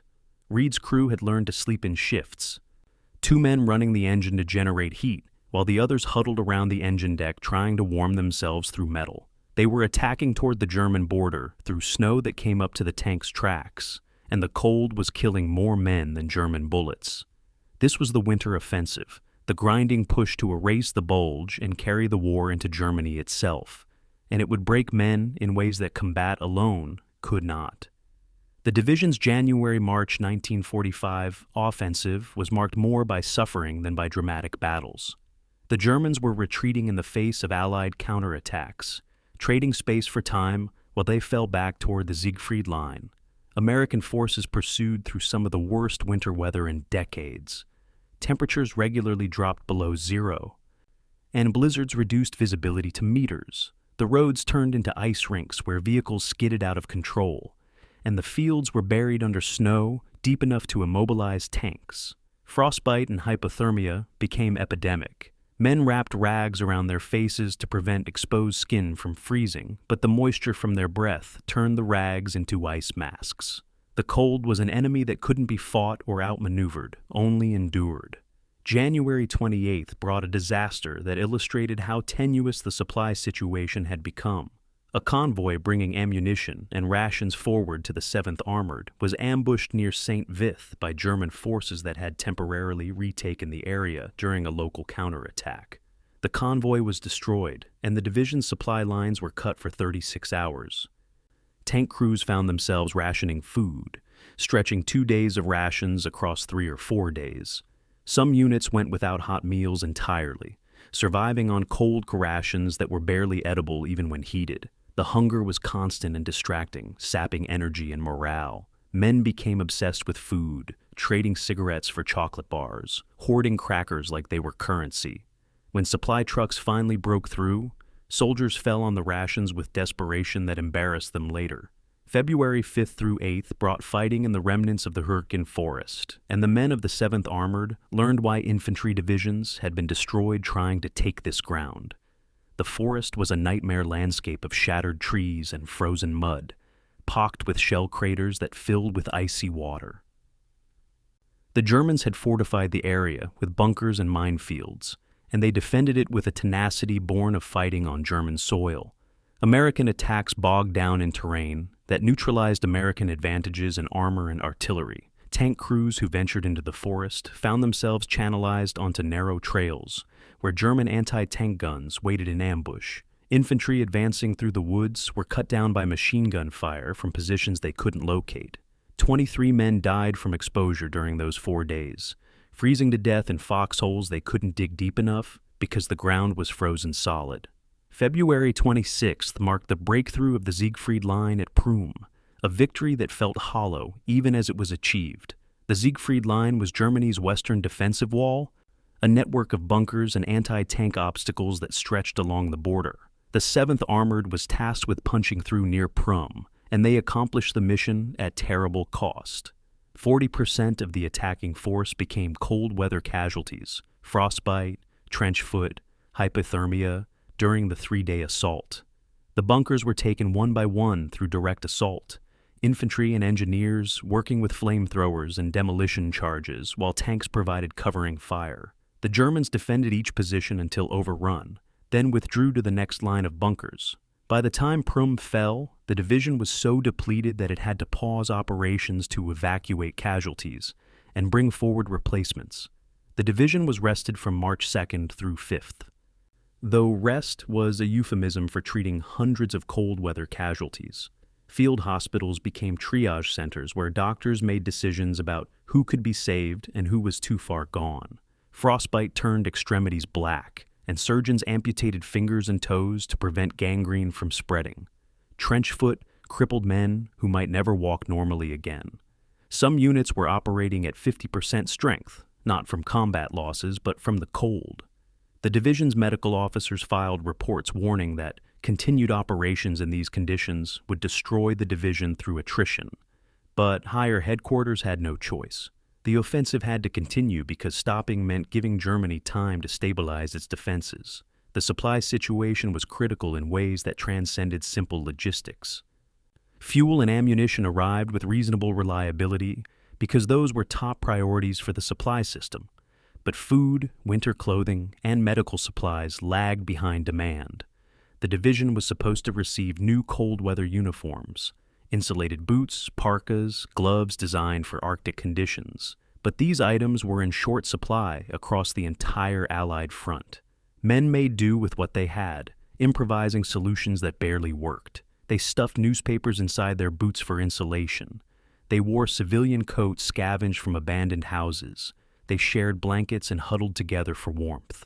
The improvisation kept them alive, but couldn't prevent the slow accumulation of cold weather injuries that reduced combat effectiveness week by week. Tank maintenance became nearly impossible in the extreme cold. Oil thickened to the consistency of syrup, and engines refused to start without extensive preparation.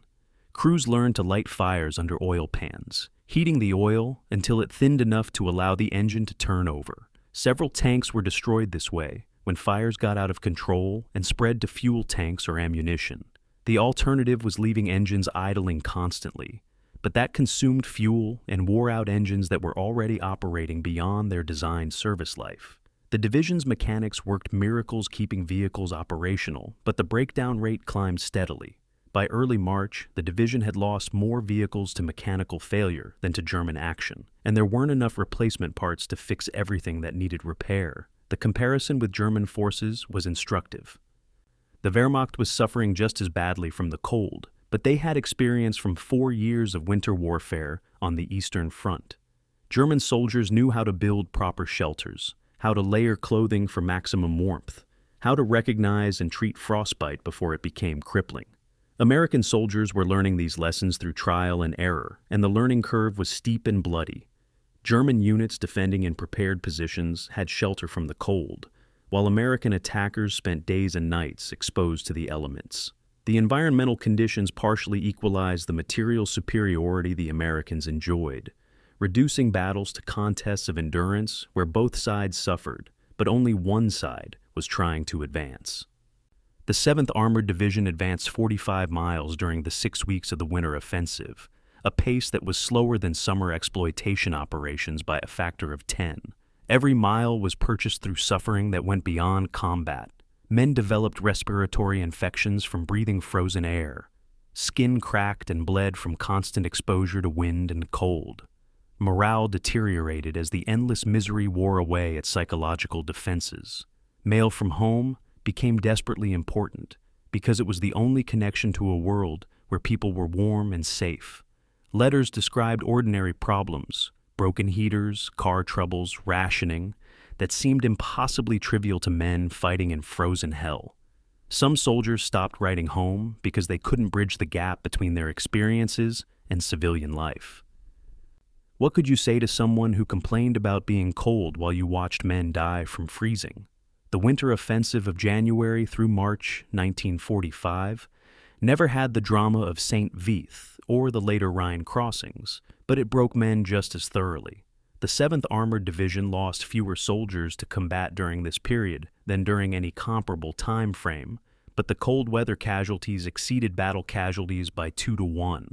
The offensive succeeded in its strategic objectives, pushing the Germans back to the Rhine, destroying their defensive positions in the Siegfried Line, but the human cost was staggering in ways that casualty statistics didn't capture. The men who survived the winter offensive were harder and more cynical than those who had fought at St. Vith. They had learned that war could kill you in ways that had nothing to do with enemy action, that suffering could be endless and arbitrary, that victory often felt indistinguishable from defeat when measured in frozen corpses and amputated limbs. Spring couldn't come soon enough. The men sitting around the map table looked too young to be commanding battalions. Captain William C. Hatton was 23 years old, the oldest person in the room besides the division chief of staff, and he had been wearing captain's bars for less than 4 months. Hatton commanded Company B of the 31st Tank Battalion, but he was sitting in on the battalion commander's meeting because his battalion executive officer had been wounded and he was the acting replacement. He looked around the table and counted. Of the 9 company commanders present, only 2 had landed in Normandy with the division. The others were replacements, most promoted from within after their predecessors were killed or evacuated. The median age in the room was 26. The average time in command was 4 months. These were children leading men into battle, and the only reason it worked was because the alternative, having no leadership at all, was worse. The casualty statistics for officers told a story about how the division's leadership had been winnowed down through combat attrition. Since landing in France in August 1944, the 7th Armored Division had lost 67 officers killed in action, 198 wounded, and 34 missing or captured. That represented nearly 40% of the officer corps that had crossed the Atlantic. The losses were concentrated among company-grade officers, lieutenants, and captains, who led from the front and consequently died from the front.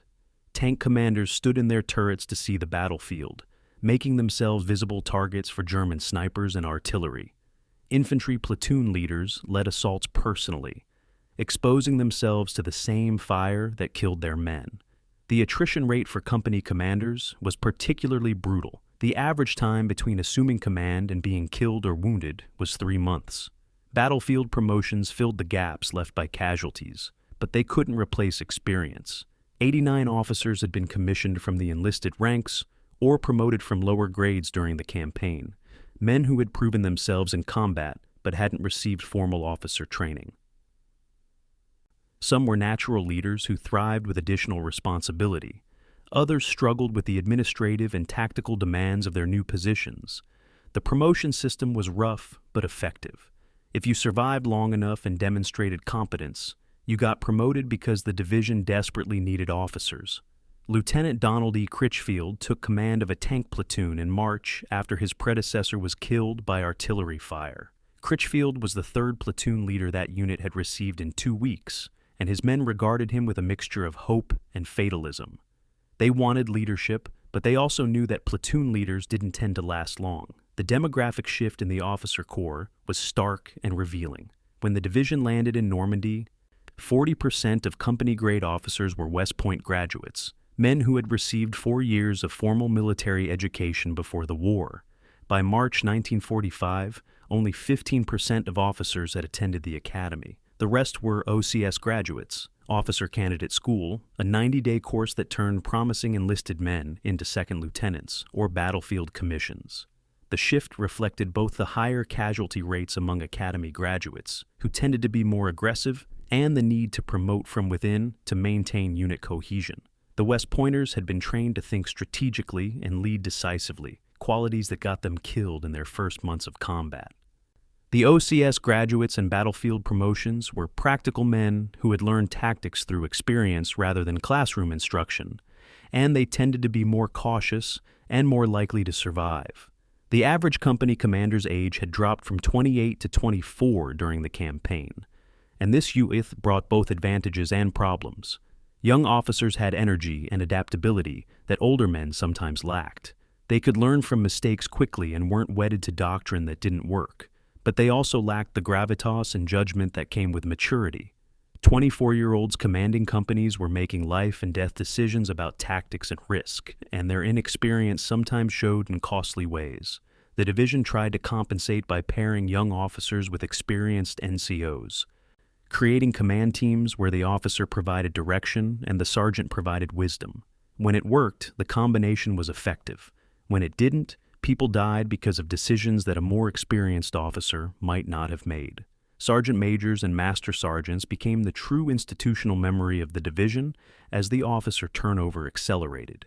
Many senior NCOs had served continuously from Camp Polk through the present, accumulating combat experience that no officer could match. They knew how the division worked, understood the capabilities and limitations of their equipment, and could read tactical situations with instincts honed through survival. Smart officers listened to their senior NCOs and incorporated their advice into decision-making. Foolish officers ignored NCOs and learned hard lessons when their inexperience led to disasters. The relationship between young officers and experienced NCOs was delicate, requiring mutual respect and clear understanding of roles. The officers had the authority to make decisions, but the NCOs often had the knowledge to make those decisions informed rather than suicidal. The comparison with German forces highlighted the leadership crisis facing both armies. The Wehrmacht's officer corps had been decimated on the Eastern Front, where junior leaders died at rates that exceeded even the Western Front. German companies were often commanded by lieutenants or even sergeants because there were no captains left alive. American intelligence reports described German leadership as a mix of teenagers commanding combat units and wounded veterans recalled from hospitals to fill gaps. Both armies were running out of experienced leaders, and both were promoting men who were barely old enough to drink into positions commanding hundreds of soldiers. The The difference was that the German replacement system had collapsed entirely, while the American system could still train and deploy new officers, even if they weren't as good as the men they replaced. Captain Hatton looked at the tactical map during that March 15th meeting and felt the weight of his responsibilities. He was responsible for 120 men, most of whom were older than him. They called him captain to his face and probably called him kid behind his back. But they followed his orders because the alternative was chaos. Hatton had learned tactics through 18 months of combat, watching what worked and what got people killed, and he applied those lessons with the confidence of a survivor. But he also knew that his survival was partly luck, that dozens of decisions could have turned out differently and left him dead instead of sitting in this meeting. The knowledge that he was one bad decision away from getting himself and his men killed was a constant pressure that made sleep difficult and decisions agonizing. The institutional knowledge that was being lost went beyond tactical skills. The officers who had died or been evacuated had understood the division's capabilities and limitations in ways that couldn't be taught. They knew which units could be trusted with difficult missions and which units needed careful supervision. They understood the personalities and capabilities of their peers, enabling coordination that went beyond official channels. They had built relationships with supporting units, artillery, engineers, air support, that made combined arms operations smoother. The replacement officers were learning these things, but the learning curve was steep and the consequences of mistakes were measured in casualties. Every time an experienced officer was killed or wounded, the division lost capabilities that took months to rebuild. March 28th brought an informal gathering that the division called the Old Man's Reunion, though everyone attending was under 35. The surviving original officers, men who had trained at Camp Polk and landed in Normandy, gathered to share memories and mark how few of them remained. The youngest was 22, the oldest 34, but all looked a decade older than their ages. Combat had aged them in ways that time alone could not, etching lines into faces and putting gray into hair and creating a weariness that sleep couldn't cure. They talked about men who were dead, battles they had survived, decisions that had saved lives or cost them. The reunion was part wake, part celebration, part therapy session. These men understood each other in ways that civilians never could, bound by shared trauma and survival against odds that still seemed impossible. They would carry these bonds for the rest of their lives. Connection forged in fire that peacetime could never quite extinguish. The captain's war was different from the general's war. Generals moved divisions on maps, made strategic decisions about where to commit forces, worried about logistics and coordination at the operational level. Captains worried about keeping their men alive through the next engagement, about whether that tree line held German troops, about how to cross an open field without losing half the platoon.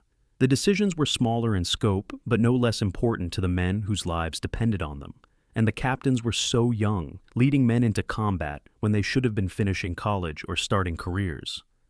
The 7th Armored Division's junior leadership in spring 1945 was a collection of survivors who had learned their craft through trial and error, and the errors were marked by names on casualty lists. They were good at what they did because they had to be, because incompetence got you killed and the division couldn't afford to lose anyone else. The radio operator's hands shook as he transcribed the message. American forces had captured a bridge across the Rhine River at Remagen, intact and functional, the first crossing of Germany's last major natural barrier. The operator ran the message to division headquarters, where staff officers crowded around to read it. The Rhine was supposed to be uncrossable, a moat protecting Germany's industrial heartland, and the Germans had prepared to demolish every bridge rather than let them fall into Allied hands. But at Remagen, something had gone wrong with the German demolitions, and American infantry had rushed across before the bridge could be destroyed. Now the question was simple. Could the Allies exploit this miracle before the Germans sealed it off?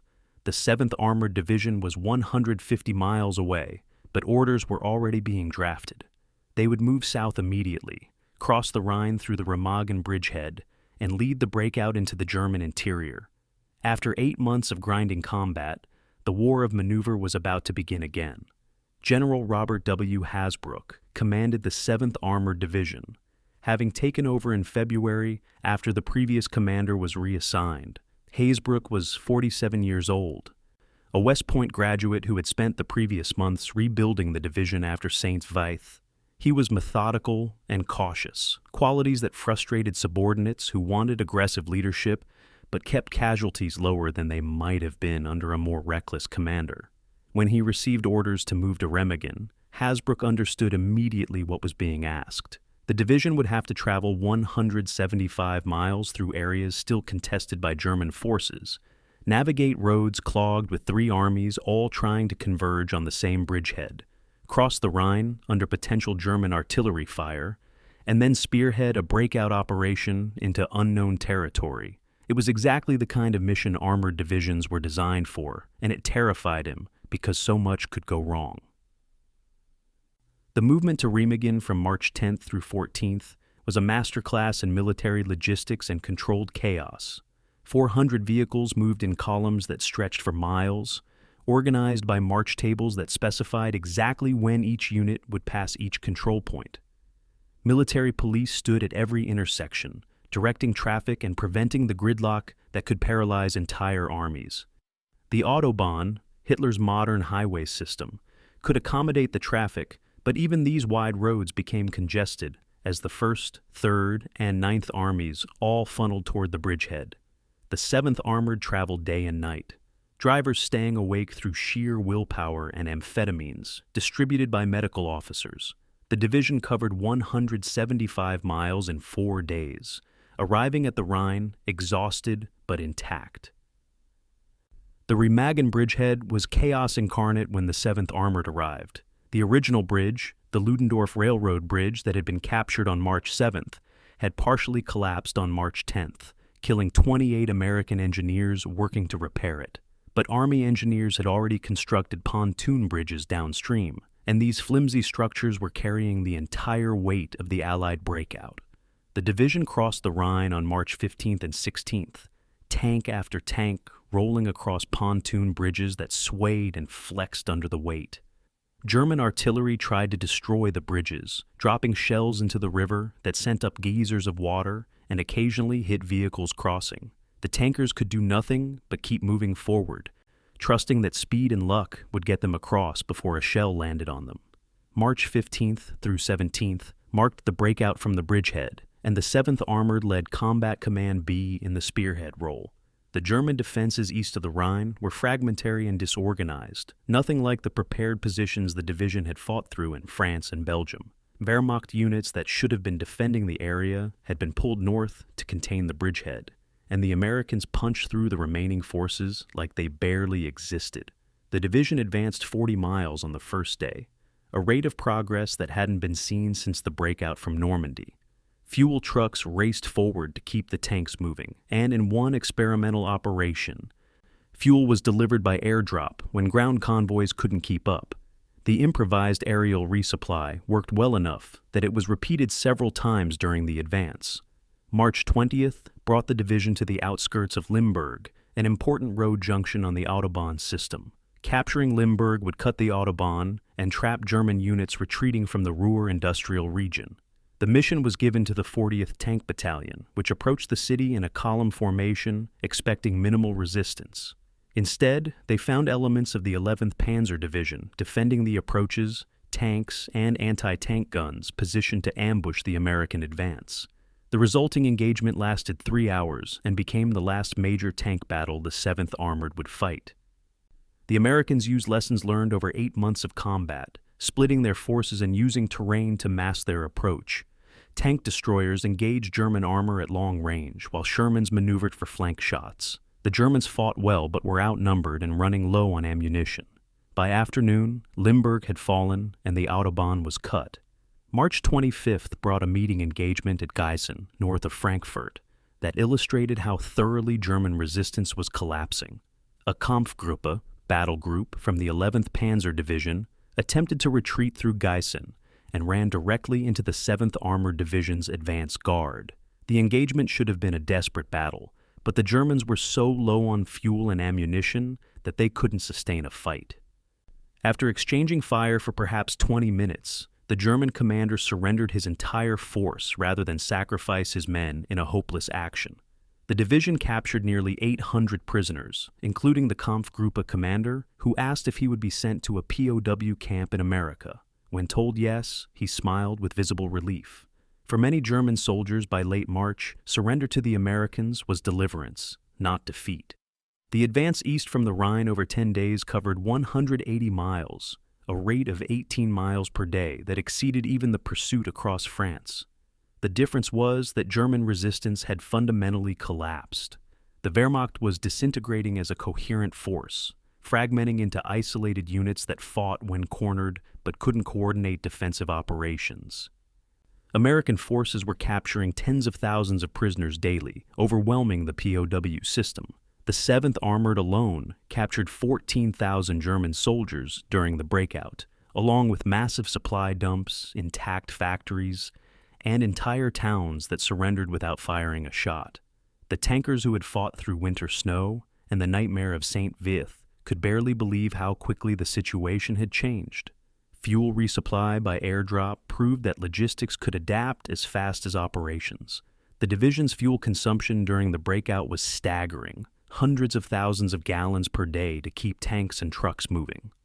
Ground convoys simply couldn't deliver fuel fast enough to sustain the pace of advance, so Air Force C-47 cargo planes began dropping fuel drums by parachute to forward units. The system was crude and dangerous. Ruptured drums occasionally started fires, but it worked well enough to keep the advance moving. The sight of parachutes blossoming overhead, each carrying desperately needed fuel, became a symbol of American industrial might. The Germans couldn't compete with an enemy that could deliver supplies by air to units racing across Germany faster than their logistics could normally support. Tank losses during the breakout were surprisingly low, considering the distance covered. 23 Shermans were destroyed or damaged beyond field repair, but 18 of those losses were from mechanical failure rather than enemy action. The tanks had been pushed beyond their designed operational limits, running continuously for days without proper maintenance, and they were simply wearing out. Engines seized from lack of oil, transmissions failed from constant use, tracks broke and couldn't be repaired in the field. The division's maintenance battalions performed miracles keeping vehicles running, cannibalizing wrecked tanks for parts and improvising repairs that would have made factory engineers weep.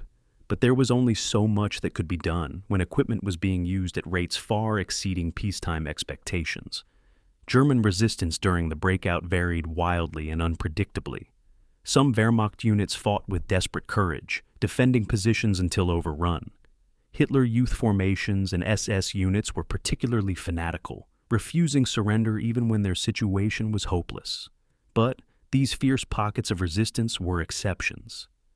Most German soldiers by late March were looking for opportunities to surrender to the Americans before the Soviets reached them from the east. The division encountered entire companies that laid down their arms when Americans appeared, eager to enter POW camps where they would be fed and treated according to Geneva Conventions.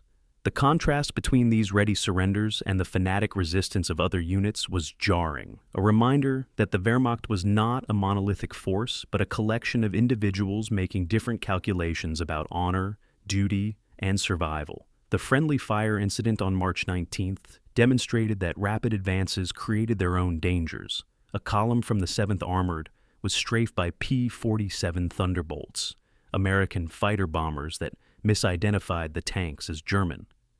12 men were killed and 24 wounded before radio communication could stop the attack.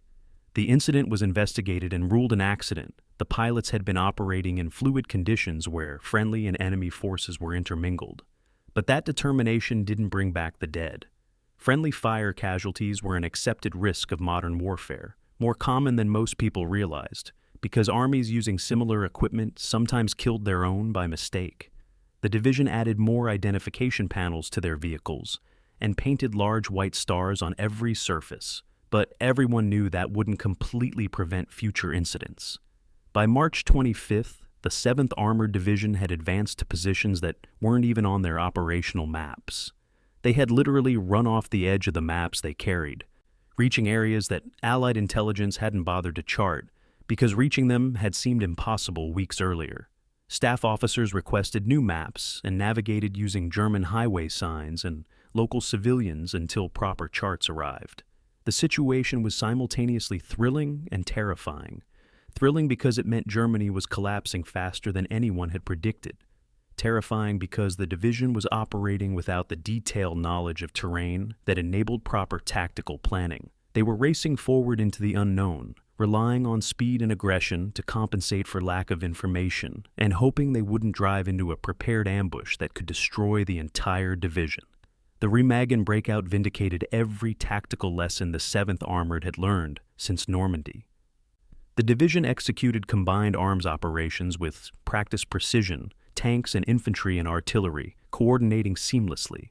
They used terrain intelligently, avoided frontal assaults against prepared positions, exploited German weaknesses ruthlessly. The young officers who commanded companies and battalions made decisions that would have been beyond them 8 months earlier, adapted to changing situations with confidence born of survival. The breakout was what armored warfare was supposed to look like when done properly: fast, violent, decisive. And it only succeeded because the division had learned its craft through hard experience. The 7th Armored that crossed the Rhine was incomparably better than the division that had landed in Normandy. Forged by combat into a precision instrument that could execute complex operations under chaotic conditions. The price of that education had been terrible, but by March 1945, they were reaping the benefits. Lieutenant Colonel Richard Shields stood at the Czech border and stared at the road that led to Prague. The city was 65 miles away, perhaps 3 days if they moved fast. His tank battalion could be there by April 21st, beating the Soviets who were still fighting their way through eastern Czechoslovakia. The Czech resistance was begging for American help, their radio broadcasts describing German atrocities and Soviet brutality in equal measure. Prague could be liberated. Thousands of Czech civilians could be saved, and the 7th Armored Division could write its name into history books as the liberators of one of Europe's great cities. But Shields had received clear orders. Halt at the prearranged demarcation line. Do not advance into Czechoslovakia. The political decision had been made at levels far above division command, and individual officers questioning those orders changed nothing. Shields looked at Prague on his map and felt the bitter frustration of a soldier forbidden to accomplish a mission he was capable of completing. The halt order came from Supreme Headquarters Allied Expeditionary Force, implemented by General Eisenhower, based on agreements made with the Soviet Union at Yalta. The Allies had divided Europe into zones of occupation, and Czechoslovakia had been assigned to the Soviet sphere. Eisenhower had argued that American forces should be allowed to liberate Prague because they were closer and could reach it faster, but Soviet leadership insisted on their exclusive right to liberate Czechoslovakia. The political calculus was complex. The Allies needed Soviet cooperation in the post-war period, and antagonizing Stalin over Prague wasn't worth the diplomatic cost. So, American divisions capable of reaching Prague were ordered to hold position while Soviet forces approached from the east. It was politics constraining military success, a decision that made sense in conference rooms but seemed incomprehensible to soldiers who could see Prague's spires in the distance. April 20th through 22nd saw General George Patton repeatedly request permission to accidentally advance into Czechoslovakia. Patton understood that the Soviets were days away from Prague and that American forces could seize the city before Soviet troops arrived. He sent increasingly desperate messages to higher headquarters, arguing that Czech civilians were being massacred by retreating Germans and that American forces had a moral obligation to intervene. Eisenhower denied every request, sometimes within hours of Patton making them. The denials were unambiguous. American forces would not cross into the Soviet zone, regardless of the tactical situation. Patton's frustration was visible to everyone around him. He had spent the war racing across Europe, and now, when he was positioned to deliver a knockout blow, he was ordered to sit idle while allies he didn't trust committed what he considered to be atrocities. April 25th brought Czech refugees flooding into American lines by the thousands. They described Soviet soldiers committing rapes and murders in villages they liberated, looting systematically, and treating Czechs as conquered enemies rather than liberated allies. The refugees begged American soldiers to advance into Czechoslovakia and protect them from their liberators. The men of the 7th Armored listened to these stories and struggled to understand why they were allied with forces that behaved like the enemy. The refugees described German atrocities as well. The Nazis had devastated Czechoslovakia during 6 years of occupation, but there was a special bitterness in being saved from one brutal occupation only to be handed to another. Some soldiers helped refugees cross into the American zone unofficially, looking the other way, as Czech families slipped across the demarcation line during the night. The Prague uprising began on May 5th, and American forces listened helplessly 40 miles away. Czech resistance forces seized control of parts of the city and broadcast desperate pleas for Allied assistance over every available frequency. The radio messages described German SS units fighting to suppress the uprising, civilians being executed in the streets, the resistance running out of ammunition and losing ground. Czech radio operators specifically called for American help, knowing that American forces were close enough to intervene within hours. The 7th Armored Division monitored these broadcasts, and the frustration was palpable. Tank crews sat in their vehicles, engines idling, ready to move if orders came. The orders never came. Political decisions made at Yalta would not be changed to save Czech lives. May 6th and 7th were agony for soldiers who believed they were supposed to be liberators. The Czech resistance held out for 2 more days while waiting for American forces that were not coming. Soviet troops were approaching Prague from the east, but wouldn't arrive in time to save the resistance. German SS units systematically crushed the uprising, killing an estimated 2,000 to 3,000 Czech civilians in the process. American reconnaissance units could hear the fighting, heavy weapons fire echoing across the hills, but were forbidden from intervening. Some soldiers openly questioned why they were following orders that condemned civilians to death when they had the capability to save them. Officers reminded them that discipline required following orders even when those orders seemed immoral, but the explanations sounded hollow. May 8th was Victory in Europe Day, the formal end of the war, and for the 7th Armored Division, it arrived with a bitter aftertaste. Soviet forces entered Prague on May 9th, 24 hours after the German surrender, and claimed credit for liberating the city.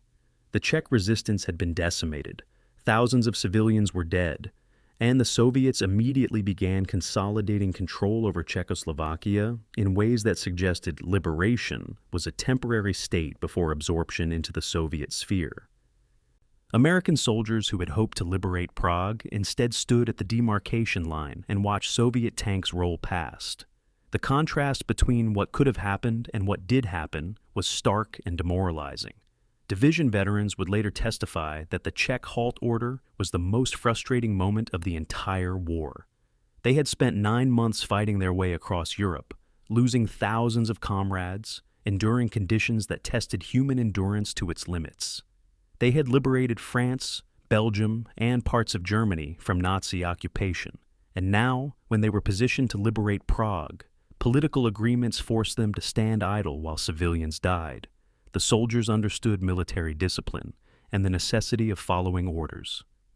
What they couldn't understand was why their government had agreed to arrangements that gave the Soviets control over peoples who didn't want to be under Soviet control. It felt like betrayal of the principles they thought they were fighting for. The division assisted Czech refugees through what were officially termed humanitarian operations. American units moving west of the demarcation line were ordered to help displaced persons, and commanders interpreted those orders broadly. Trucks that should have been carrying supplies made detours to pick up Czech families trying to escape Soviet occupation. American forces established refugee camps just inside the American zone, where Czechs could wait for resettlement. Medical personnel treated wounded refugees without asking how they had crossed into American territory. These actions were technically within the boundaries of orders, but clearly violated the spirit of the Soviet agreements. No one at division level cared. The political constraints might prevent them from liberating Prague, but they could still save individual Czechs from fates they didn't deserve. The 7th Armored relocated 38,000 Czech civilians west of the demarcation line during April and May, more than 3 times the division's own personnel strength. The operations were disguised as refugee assistance, but everyone knew what was actually happening. Americans were helping Czechs escape Soviet occupation before the borders hardened. Soviet liaison officers protested these violations of the demarcation agreements. but American commanders responded that they were simply following humanitarian law by assisting displaced persons. The protests continued, but so did the refugee movements. By the time Soviet authorities sealed the border in June, tens of thousands of Czechs who might have been trapped in Soviet-controlled territory were safely in the American zone. The Czech question exposed the beginning of what would later be called the Cold War. American soldiers had fought alongside Soviet forces to defeat Nazi Germany, but by May 1945, the alliance was already fraying. The Soviets viewed Eastern Europe as their legitimate sphere of influence, payment for the 27 million Soviet citizens who had died defeating Germany. The Americans saw Soviet control over Eastern Europe as replacing one totalitarian system with another. Neither side trusted the other, and Czechoslovakia became one of the first flashpoints where these competing visions collided.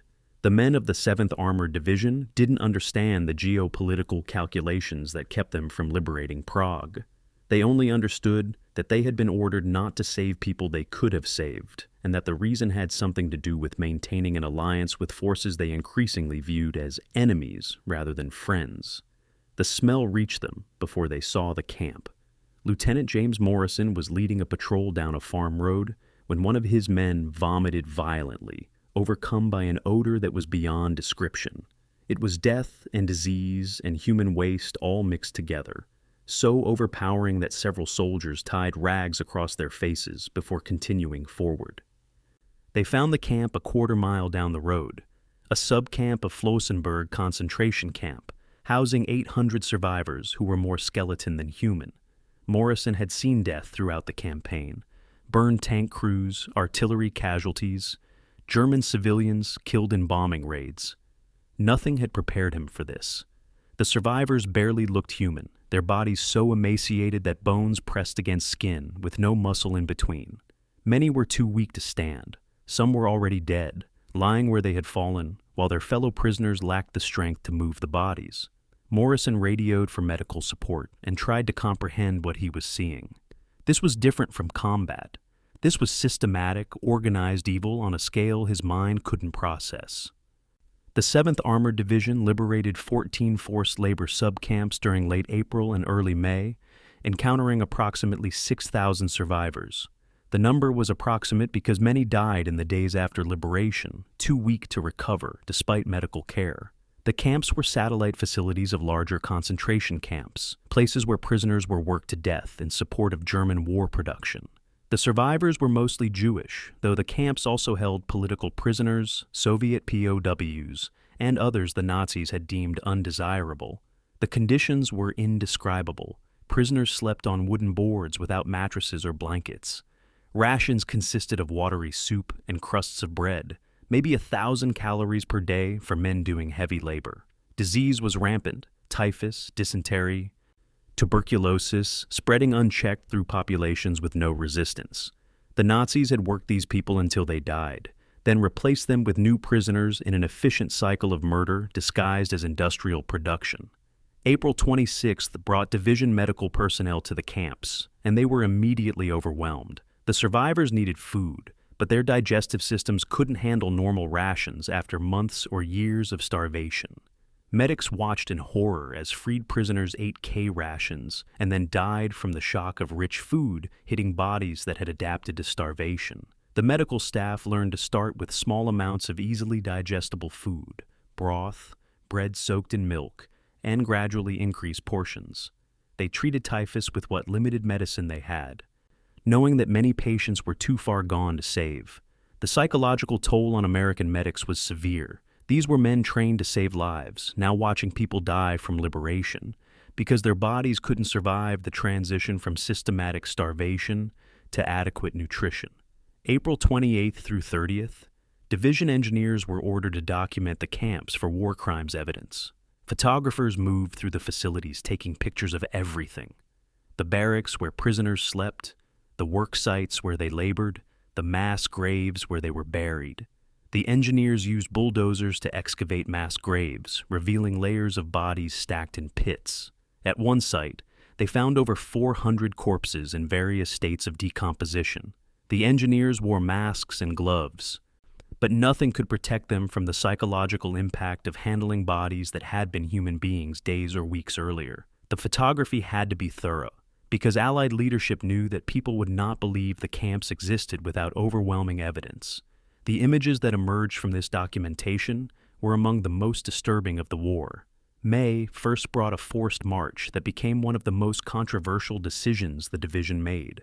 Local German civilians, people who lived within sight and smell of the camps, were rounded up and marched through the facilities they claimed not to know about. American soldiers told them, "You will see what was done in your name," and forced them to walk past the barracks, the mass graves, the cremation pits. Some Germans wept.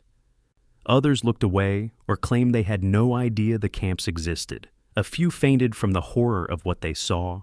The American soldiers had no sympathy. If these people truly hadn't known, they were willfully blind.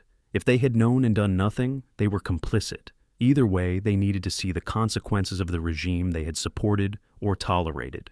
May 3rd marked the beginning of survivor interviews conducted by division intelligence officers. The stories that emerged were almost impossible to believe. Descriptions of systematic extermination that seemed too evil to be real.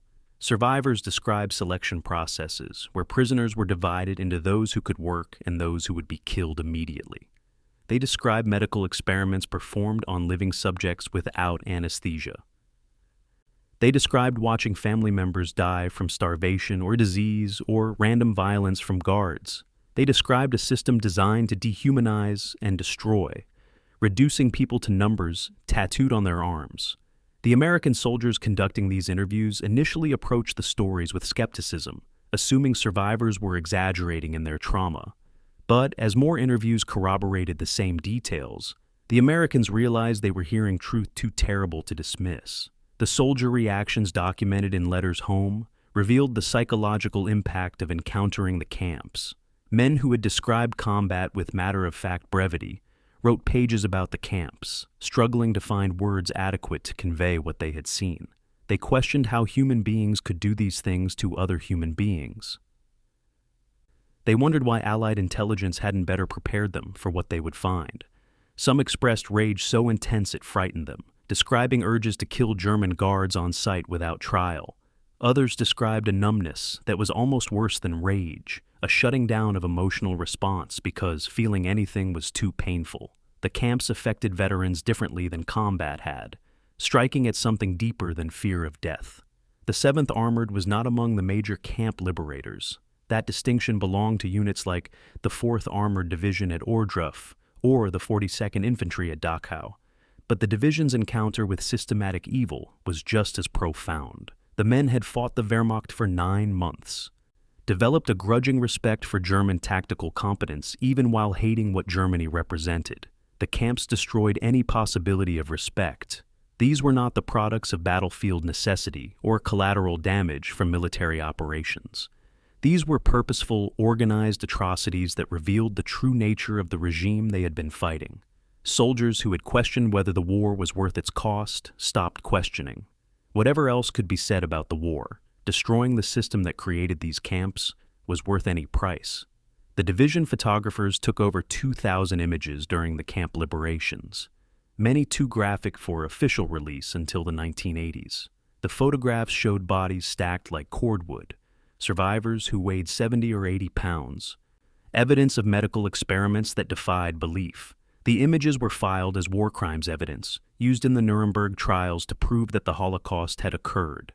But they served another purpose for the soldiers who had liberated the camps.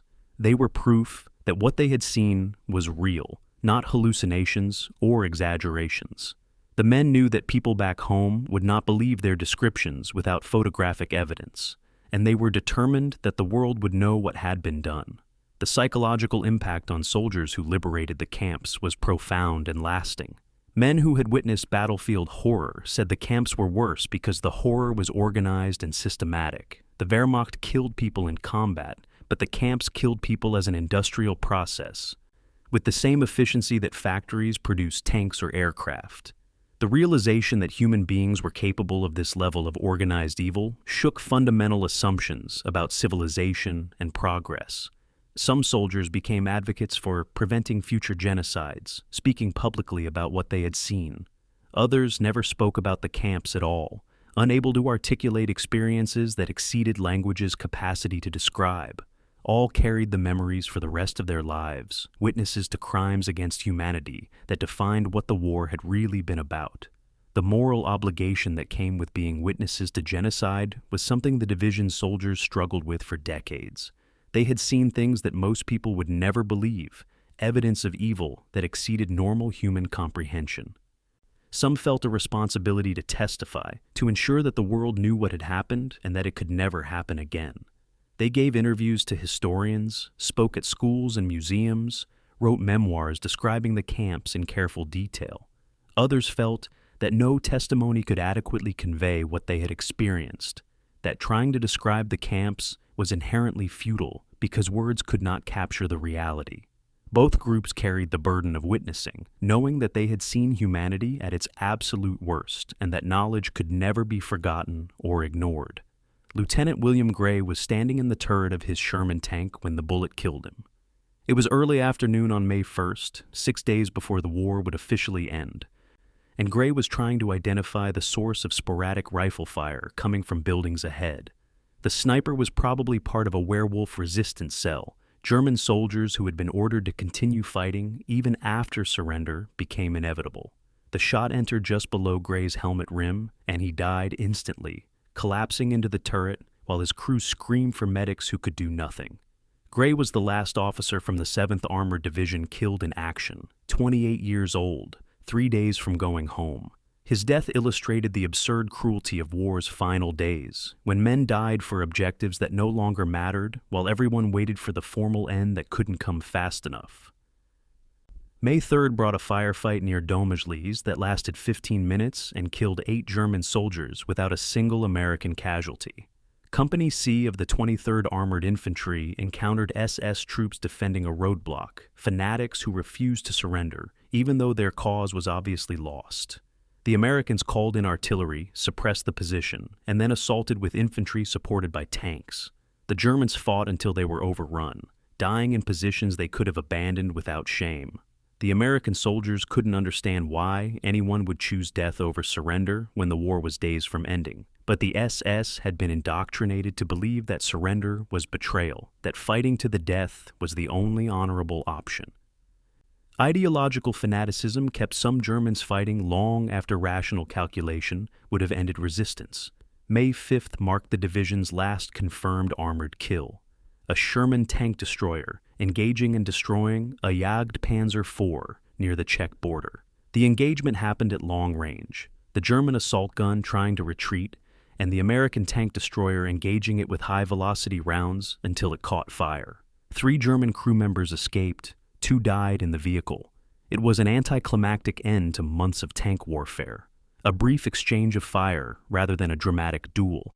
The crew of the tank destroyer barely celebrated, too exhausted and too aware that the war was ending to feel triumph.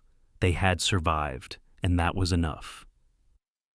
The burning Jagdpanzer became just another piece of wreckage in a landscape littered with destroyed vehicles from both sides. May 6th brought a surreal encounter with a German hospital train that illustrated how thoroughly the Wehrmacht had collapsed.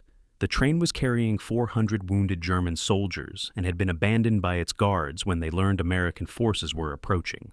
A German medical officer approached an American patrol under a white flag and negotiated local surrender, asking only that the wounded be treated humanely and that medical staff be allowed to continue caring for patients. The American patrol commander agreed, arranged for medical supplies to be sent to the train, and detailed guards to prevent looting. The German officer thanked him with tears in his eyes, relieved that his patients would survive. The encounter highlighted the absurdity of the war's final days when enemies could cooperate in caring for wounded while technically still in combat. May 8th, 3 o'clock in the afternoon, brought reports of gunfire hours after the official ceasefire had gone into effect. The exact circumstances remained unclear. Some reports described German soldiers who hadn't received surrender orders. Others suggested nervous American sentries firing at shadows. Whatever the truth, it meant that men were potentially dying after the war had officially ended, killed by momentum and confusion rather than military necessity. The division investigated the reports but could never confirm the identity of who fired the last shot or whether anyone was actually hit. The uncertainty was fitting in its way, a reminder that war's end was not a clean moment, but a ragged process that extended beyond the signing of surrender documents. The final week of combat produced 7 men killed and 23 wounded, casualties that seemed particularly cruel because everyone knew the end was imminent. Families receiving death notifications dated May 1st through 8th would forever wonder whether their son or husband had died in meaningful combat or simply had the bad luck to be killed when victory was already assured. The division's chaplains conducted services for these final casualties with particular solemnity, acknowledging that their deaths seemed more senseless than those who had fallen earlier when the outcome was still uncertain. The soldiers who survived felt guilty relief, knowing they had made it through while comrades died in the war's final hours. May 8th found the division's strength at 9,347 effectives, nearly back to full strength after the hemorrhaging of replacements following St. Vith. But this number masked the reality that the division had been rebuilt multiple times during the campaign. Approximately 23,000 men had served in the 7th Armored Division at some point between landing in France and the German surrender. The difference between that number and the final strength represented casualties, transfers, and the constant turnover that was invisible in snapshot statistics. The division that accepted German surrender was completely different in composition from the division that had landed in Normandy, though it carried the same name and battle streamers. German forces surrendering to the 7th Armored Division during the final week numbered approximately 42,000 soldiers, an astonishing ratio of prisoners to captors. The Wehrmacht was dissolving as an organized force, with entire units surrendering en masse to avoid capture by Soviet forces approaching from the east. The division established temporary POW cages that quickly became overcrowded, requiring constant expansion to accommodate the flood of prisoners. German soldiers arrived in varying states, some combat-ready and well-equipped, others exhausted and starving. What they shared was relief at surrendering to Americans rather than Soviets. The prisoners knew that POW camps run by Western allies followed Geneva Conventions, while Soviet camps had reputations for brutality that terrified German soldiers who had committed atrocities on the Eastern Front. The last confirmed kill occurred on May 5th at 2:30 in the afternoon. A German staff car destroyed by an M18 Hellcat tank destroyer. The engagement was brief and one-sided. The staff car was attempting to flee along an autobahn when the tank destroyer crew spotted it and decided it might be carrying important officers. A single round from the 76mm gun struck the vehicle and it exploded, killing all 4 occupants instantly.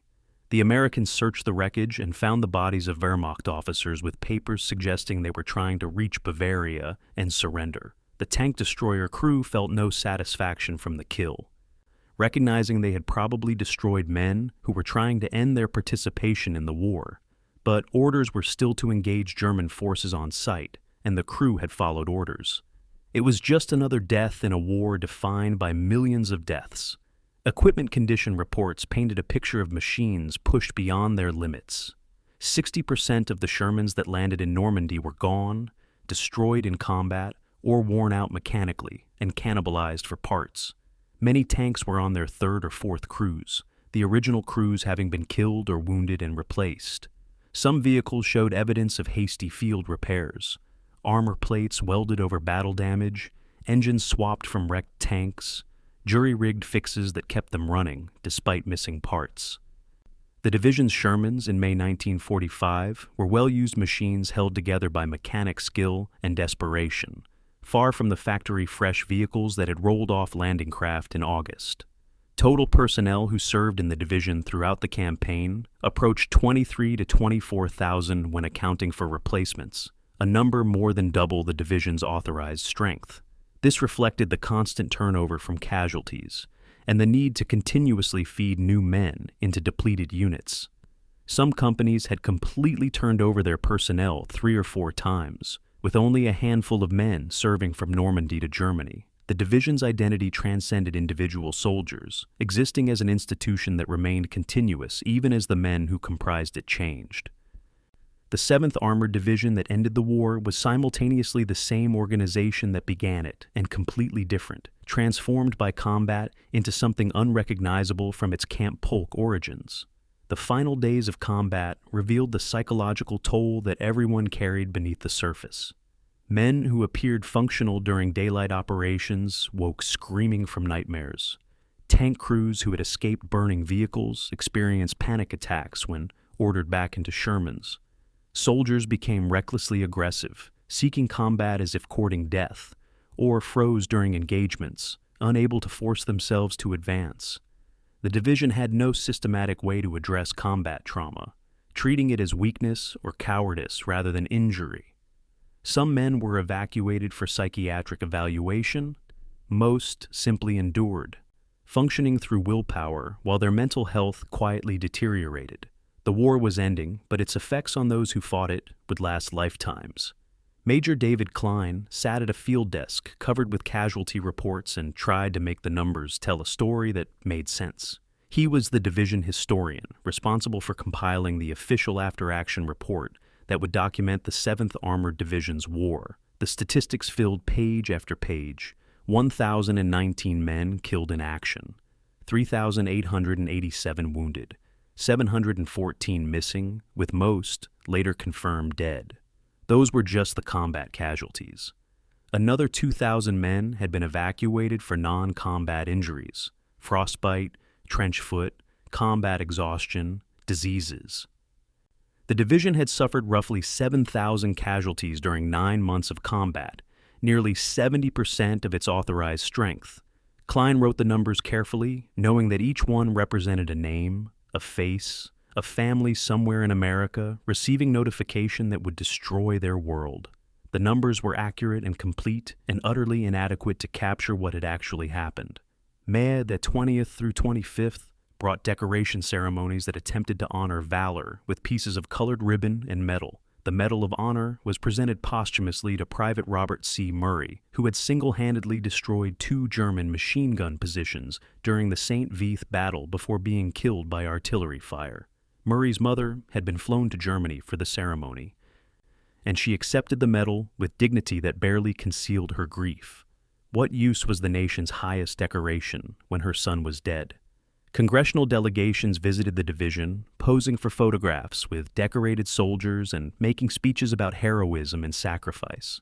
The soldiers stood at attention and accepted the praise, but most would have traded every medal for a ticket home and an end to the war that continued in their nightmares. The official casualty statistics told only part of the story.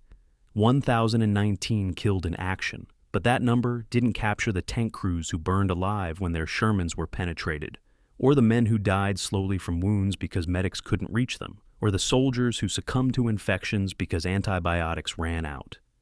3,887 wounded, but that category included men who lost limbs, men who were blinded, men whose faces were destroyed by burns or shrapnel, men who would carry visible scars for the rest of their lives.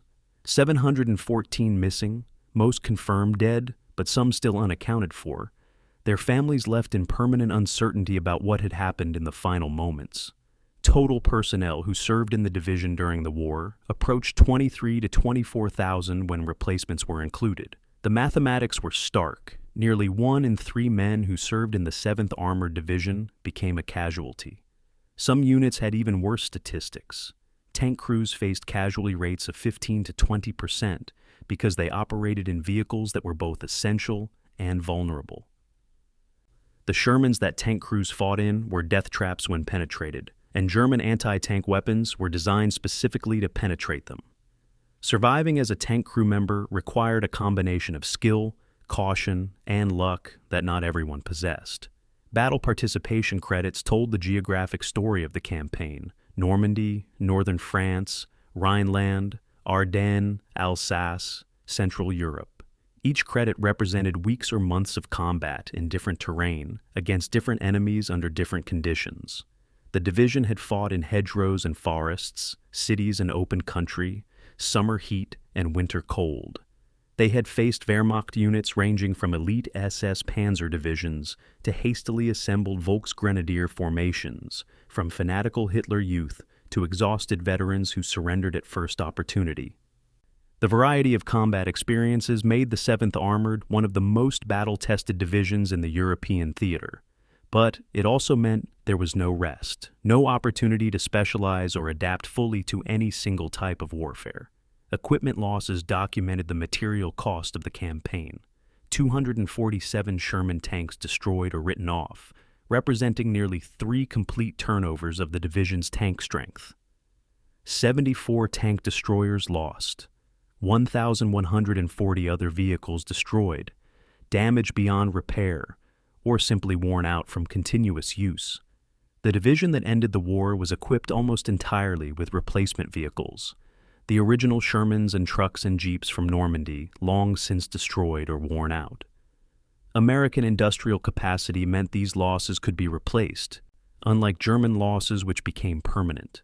But replacement equipment couldn't replace the men who had operated the original machines.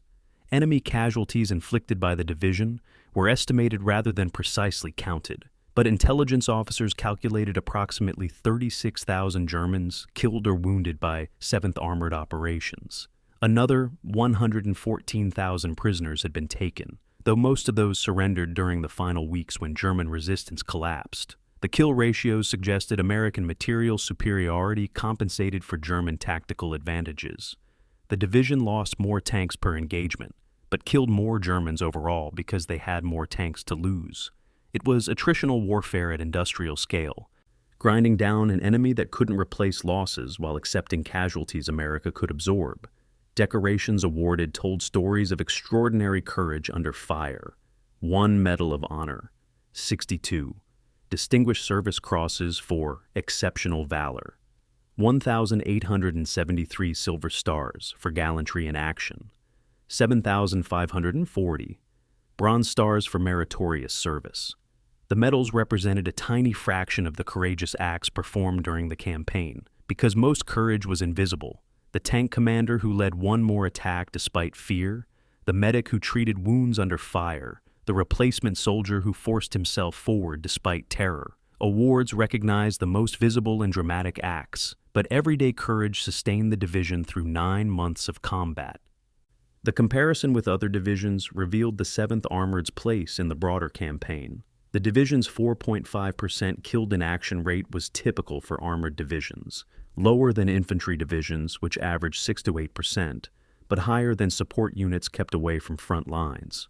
Armored divisions concentrated risk among tank crews and forward elements, while support personnel operated in relative safety. The division's casualties were neither exceptionally high nor low. They were simply the expected cost of sustained combat operations. The mathematical precision of these comparisons disguised the human reality that every casualty was a life destroyed and a family devastated. June 1945 brought personnel preparing to go home under the point system that determined discharge priority. Soldiers earned points based on time in service, time overseas, combat decorations, and having children. The system was intended to be fair, but created resentment between those who qualified for discharge and those who didn't. Men who had joined the division in 1944 but seen heavy combat felt bitter watching original members leave, even though those men had served longer. The replacement personnel who arrived after St. Vith resented that casualties evacuated earlier would go home before them, despite seeing less combat. The point system was mathematically fair but emotionally divisive, highlighting how individual experiences of the war differed dramatically. War brides began arriving in June. British and French women who had married American soldiers and were now joining them in Germany before eventual transport to the United States. The women brought a touch of normalcy to occupation duty, but their presence also highlighted how much the men had changed. Marriages contracted during wartime often struggled when tested by peace, because the men who returned from combat were not the same men who had proposed during weekend passes. Some marriages thrived. Others collapsed within months when war brides discovered that their husbands carried psychological wounds no one had mentioned. The women who followed soldiers to occupation zones were brave in their own right, abandoning everything familiar to build lives in countries they had never seen with men they barely knew. June 30th brought the final edition of the division newspaper, which attempted to summarize 289 days of combat in a 16-page special edition. The newspaper included photographs from the campaign, stories about notable engagements, interviews with decorated soldiers, and lists of those killed in action. The editors struggled with tone, trying to honor sacrifice without glorifying violence, to acknowledge suffering without wallowing in misery. The final editorial asked what the division had accomplished, whether the cost had been justified, what it all meant. The answers were unsatisfying because there were no good answers. They had helped defeat Nazi Germany, liberated millions from tyranny, prevented the Holocaust from continuing, but they had also lost 1,019 comrades, caused thousands of deaths through their own actions, witnessed atrocities that would haunt them forever. The arithmetic of justification didn't balance cleanly. The reckoning extended beyond statistics to questions about meaning and memory. How would the war be remembered? What parts of their experience would make it into history books, and what would be forgotten? The dramatic battles like St. Vith would be remembered. But what about the slow grinding of the winter offensive when cold killed more than combat? The liberation of concentration camps would be documented, but what about the daily misery of occupation duty? The individual courage displayed throughout the campaign would fade into collective narratives about the greatest generation, erasing the complexity of individual experiences. The men of the 7th Armored understood that their war would be simplified and sanitized for public consumption, that future generations would remember a cleaned-up version of events that bore little resemblance to what they had actually experienced. Klein finished his report and filed it with division headquarters, knowing it would gather dust in archives while simplified versions circulated in official histories. The numbers were accurate but incomplete, capturing the quantifiable aspects of war while missing everything that mattered most. How could statistics convey what it felt like to watch friends burn alive? How could casualty reports communicate the terror of waiting for artillery to land, or the exhaustion of combat that stretched for days without rest? How could any report capture the transformation from civilian to soldier to veteran, the loss of innocence and the gaining of knowledge no one should have? Klein had done his best to document what happened, but he knew the real story would die with the men who lived it, because some experiences exceeded the capacity of language or numbers to preserve. Corporal Thomas Walsh stood guard outside a displaced persons camp and tried to stay awake. It was early afternoon. The Bavarian sun was warm, and nothing was happening. Walsh had been a soldier for 2 years and a combat veteran for 9 months, and now his job was to make sure refugee civilians didn't leave camp without proper authorization. The irony was not lost on him. He had joined the army to fight, spent months training for combat, survived battles that killed thousands. And now he was a policeman, managing people whose only crime was being in the wrong place when armies collided. Occupation duty was necessary. Someone had to maintain order in defeated Germany, but it felt anticlimactic after the intensity of combat. Walsh and thousands like him were warriors without a war, trained for violence but tasked with bureaucracy, trapped in a role they were neither prepared for nor particularly good at. The division moved to garrison duty in Bavaria during early June, transitioning from combat operations to civil affairs. The mission was multifaceted: maintain order in the occupied zone, assist displaced persons, support war crimes investigations, begin dismantling Nazi infrastructure. None of these tasks required the specialized skills the division had developed. Tank crews who could coordinate complex combined arms assaults struggled with the paperwork required to administer towns. Infantry who excelled at clearing buildings found themselves mediating disputes between German civilians and refugees. The division was fighting a different kind of war now, one where the enemy was chaos and boredom rather than the Wehrmacht, and the weapons were forms and regulations rather than guns. June 15th brought enforcement of the non-fraternization policy, which forbade American soldiers from socializing with German civilians. The policy was intended to prevent American soldiers from being manipulated by Germans who might seek to undermine occupation authority. In practice, it was ignored constantly and inconsistently. Soldiers caught with German women faced court-martial, but enforcement was spotty and punishment varied wildly. Some commanders took violations seriously. Others looked the other way, understanding that young men isolated from their own women would inevitably seek female companionship. 14 soldiers were court-martialed as examples, given sentences ranging from fines to brief imprisonment. The rest of the division learned to be discreet rather than celibate. The non-fraternization policy created tensions between military discipline and human nature. German women, many widowed or separated from husbands who were prisoners or dead, sought relationships with American soldiers for both emotional and practical reasons. Americans had food, cigarettes, chocolate, commodities that were currency in occupied Germany. Some relationships were transactional, women trading companionship for survival resources. Others were genuine attachments between people thrown together by circumstances. The Army viewed all fraternization as problematic because it complicated the occupier-occupied relationship and potentially exposed soldiers to exploitation. But prohibiting human connection was nearly impossible when thousands of young Americans were garrisoned among German civilians for months. July 4th, 1945, brought a division celebration that revealed the psychological strain many soldiers carried beneath the surface. The day was marked by fireworks, excess alcohol, and multiple fights that required intervention by military police. The celebration should have been joyous, Americans marking Independence Day after achieving victory, but it turned violent as men who had suppressed trauma through the discipline of combat suddenly found themselves without that structure. Alcohol lowered inhibitions and released emotions that had been buried for survival. Fights broke out over nothing, triggered by comments or glances that would have been ignored under normal circumstances. The violence was shocking to officers who thought combat's end would return soldiers to normalcy, not recognizing that what these men had experienced had changed them permanently. August brought news of atomic bombs dropped on Hiroshima and Nagasaki, and the men of the 7th Armored reacted with complicated relief. Many had expected to be redeployed to the Pacific once Germany was defeated. Sent to invade Japan in operations that casualty estimates suggested would produce hundreds of thousands of American deaths. The atomic bombs ended the war without invasion, sparing these soldiers from additional combat. But the relief was mixed with unease about the bombs themselves, weapons so powerful they destroyed entire cities in single strikes. Some soldiers questioned whether using such weapons was morally different from German atrocities they had condemned. Others simply felt grateful they wouldn't have to fight again. The moral calculation was beyond most soldiers. They were relieved the war was over and didn't want to examine too closely what that relief was based on.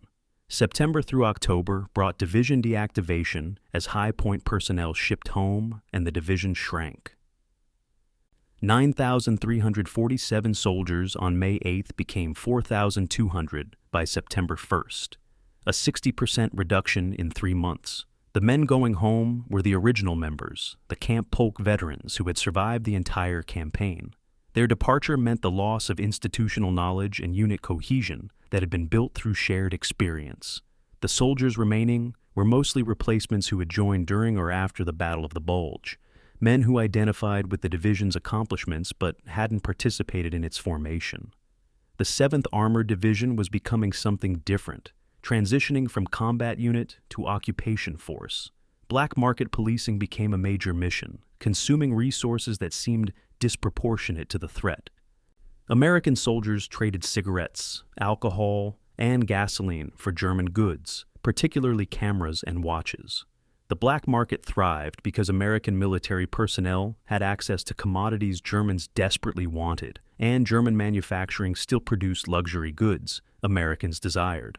Officers tried to suppress the black market through inspections and punishments, but enforcement was nearly impossible when everyone was participating at some level. The black market was harmless compared to combat, but it represented a breakdown of discipline that concerned commanders who worried about maintaining military professionalism in occupation conditions. The German population in the 7th Armored's occupation zone numbered approximately 300,000 civilians, outnumbering American forces by a ratio of 30-1. The Americans were responsible for maintaining order, ensuring food distribution, preventing disease outbreaks, and rebuilding basic infrastructure. The mission required skills the division didn't possess: civil administration, public health, engineering at municipal scale. The Army compensated by requisitioning German professionals to handle technical tasks under American supervision. But this created its own problems. Were they employing former Nazis? How could they verify someone's wartime activities? The denazification process was supposed to remove Nazis from positions of authority, but in practice it was impossible to administer German territory without using Germans, some of whom had certainly been Nazi party members. The contrast between combat and occupation was jarring for soldiers trained for violence. Combat had clear objectives: take that hill, clear that town, destroy that enemy unit. Occupation objectives were vague and contradictory: maintain order but respect civil rights, punish Nazis but employ Germans, prevent fraternization but work closely with civilians. The rules of engagement for occupation were complex and often contradictory, requiring judgment calls that soldiers weren't trained to make. A tanker who could coordinate fire and maneuver couldn't necessarily mediate disputes between displaced persons and German civilians. The skills were different, and the transition was difficult for men whose identity had been built around being warriors. Division strength continued declining through autumn as more personnel reached their discharge points. The 7th Armored Division was dying. Not through combat, but through administrative dissolution. The name would survive. The division would be reactivated multiple times in the coming decades, but the organization that had fought from Normandy to Czechoslovakia was ending. The men going home carried the division's legacy with them, becoming ambassadors for what the 7th Armored had accomplished. But they also carried trauma and loss, psychological wounds that would take decades to heal if they healed at all. The victory they had achieved came with a price that discharge papers and homecoming parades couldn't erase. October brought a melancholy understanding that the division was finished. Combat had been terrible, but it had also been purposeful and intense and meaningful in ways that occupation duty could never match. The bonds formed under fire were dissolving as men scattered across America, returning to civilian lives that no longer felt familiar. The soldiers leaving understood they were part of something larger than themselves, participants in history, members of a division that would be remembered. But they also understood that the version of themselves that would be remembered, brave, heroic, victorious, was incomplete. The real version included fear and mistakes and moral compromises, included killing and being killed, included things they would never talk about with people who hadn't been there. The 7th Armored Division's war was over, but its effects on the men who fought it were permanent.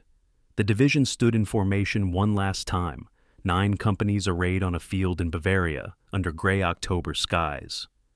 General Hasbrouck stood before them and spoke words about honor and sacrifice and accomplishment, praising the 7th Armored Division for its contributions to victory. The men stood at attention and listened to praise they barely heard, thinking instead about the friends who weren't present, the 1,019 names that would never stand formation again. The division colors were ceremonially cased, folded, and placed in cases that would be stored until the division was reactivated. The formation was dismissed, and just like that, the 7th Armored Division ceased to exist. The men scattered to processing centers where they would receive discharge papers and travel orders. Within days, they would be civilians again, trying to reintegrate into a society that had moved on while they were fighting. The war was over. The question was what came next. November 11, 1945, brought the first informal reunions as veterans gathered on Armistice Day to remember. The gatherings were small and unorganized, men meeting in local bars or VFW halls to share stories with others who understood. They talked about battles and friends lost, laughed at memories of absurd moments, fell silent when conversation touched things too painful to discuss. These early reunions were raw and emotional because the war was so recent, because the men hadn't yet learned how to package their experiences into narratives that civilians could process. They told true stories that revealed too much, made listeners uncomfortable, highlighted the gap between those who fought and those who didn't. The veterans were still learning how to be veterans, still figuring out what parts of themselves they could share and what parts they had to bury. The 1950s and 60s brought regular reunions as the Division Association formalized and grew. The men met annually, traveling from across America to gather with comrades who understood them in ways their families never could. The reunions developed rituals, memorial services for the dead, banquets with speeches, informal gatherings, where the real conversations happened. The stories evolved over time, becoming polished and acceptable, highlighting heroism while minimizing horror. Some of this was natural storytelling, the way memories shape themselves over years. Some was deliberate editing, veterans choosing to remember the parts of war that reinforced positive narratives while suppressing parts that didn't. The reunions became places where veterans could be their wartime selves again, dropping the masks they wore in civilian life and acknowledging what they had been through. The psychological toll became more visible as veterans aged and suppressed trauma surfaced. Post-traumatic stress disorder wasn't recognized as a medical condition during the 1940s and 50s, but veterans suffered its symptoms anyway. Nightmares, hypervigilance, emotional numbing, difficulty maintaining relationships. All the markers of PTSD were present, even if doctors didn't know what to call them. Estimated rates suggested 30 to 40% of combat veterans experienced significant psychological problems, though most never sought treatment because admitting mental health issues was stigmatized. Some self-medicated with alcohol, developing addictions that destroyed families and careers. Others simply endured, functioning despite internal struggles that no one saw. Suicide rates among veterans were elevated in the decade after the war, though exact statistics are difficult to establish because many deaths were classified as accidents rather than suicides. 1983 brought the dedication of a monument in St. Vith, Belgium, 38 years after the battle that defined the division's legacy. Belgian citizens raised funds for the memorial, grateful for the Americans who had delayed the German offensive long enough to save their country. The ceremony was attended by aging tankers in wheelchairs and on oxygen tanks, men in their 60s and 70s who had been in their 20s when they fought for St. Vith. The Belgian mayor spoke about how the battle had saved thousands of civilian lives, how the delay had allowed other Allied forces to establish defensive positions, how the 7th Armored Stand had changed history. The veterans wept openly, overwhelmed by gratitude and grief, remembering friends who hadn't lived to see this recognition. The monument was a physical marker of what they had accomplished, but it couldn't bring back the dead or erase the cost of that accomplishment. The 2000s and 2010s brought final reunions as the last combat veterans entered their 80s and 90s. The gatherings grew smaller each year as death claimed survivors. Wheelchairs and walkers replaced the young men who had fought, but the bonds remained strong. Veterans who hadn't seen each other in decades embraced like brothers, reconnecting through shared experiences that transcended time. These final reunions had a desperate quality, everyone understanding that this might be the last time they gathered. The youngest veterans were in their 80s. The oldest approached 100, and actuarial tables made it clear the Division Association wouldn't survive another decade. The men tried to pass their stories to younger generations, speaking at schools and museums, participating in oral history projects, writing memoirs. But they also knew that lived experience couldn't be transmitted, that whatever they said about the war would be filtered through listeners who couldn't truly understand. The division was reactivated multiple times between 1947 and the present, serving in various forms during the Cold War and beyond. But the World War II division remained unique, the organization that had fought from Normandy to Czechoslovakia and earned its reputation through blood. Later incarnations inherited the name and lineage, but were fundamentally different organizations, with different missions and different personnel. The veterans of the original division sometimes felt proprietary about the 7th Armored name, viewing later versions as imposters who hadn't earned the right to the legacy. It was an ungenerous attitude, but an understandable one. They had paid such a high price for the division's reputation that sharing it felt like dilution. Casualty comparisons with other armored divisions revealed the 7th Armored's position in the broader war. The 2nd and 3rd Armored Divisions, which had landed earlier and fought longer campaigns, suffered higher casualties. The 4th and 10th Armored, which operated in different sectors, had lower loss rates. The 7th was mid-range, neither particularly lucky nor particularly unlucky compared to peer units. But statistics were misleading because they treated divisions as equivalent when their experiences varied dramatically. The 7th Armored's defining moment was St. Vith, a defensive battle that differed from the mobile warfare other divisions experienced. Comparing casualty rates across divisions obscured the reality that each unit's war was unique, shaped by the battles it fought and the enemies it faced. St. Vith received specific recognition through a Presidential Unit Citation and the Belgian Fourragère, honors that acknowledge the division's exceptional performance during the Battle of the Bulge. The citations were important to veterans because they represented official acknowledgement of what they had endured. The Presidential Unit Citation was one of the highest honors a military unit could receive, awarded only when an entire unit displayed extraordinary heroism. The Belgian Fourragère was a foreign decoration that Belgian citizens insisted on awarding to every American unit that had fought on Belgian soil during the Bulge. Veterans wore these decorations with pride, visual markers of accomplishments that defined their service. Veteran outcomes varied dramatically in the decades after the war. Some thrived, using GI Bill benefits to attend college and enter professions they wouldn't have accessed otherwise. They built successful careers, raised families, became community leaders, and spoke about the war with pride that emphasized accomplishment over trauma. Others struggled, unable to hold jobs or maintain relationships, haunted by experiences they couldn't articulate or escape.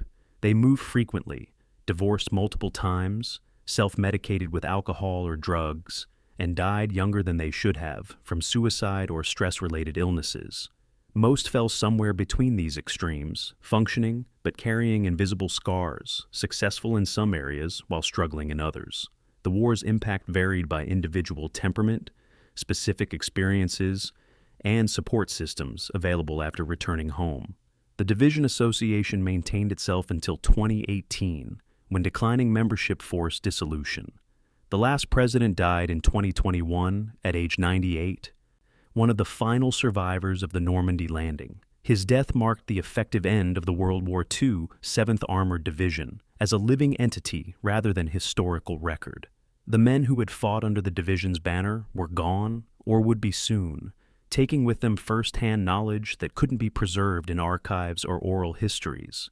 Future generations would know the division through documents and photographs and sanitized narratives, learning what happened, but never fully understanding what it felt like to experience those events.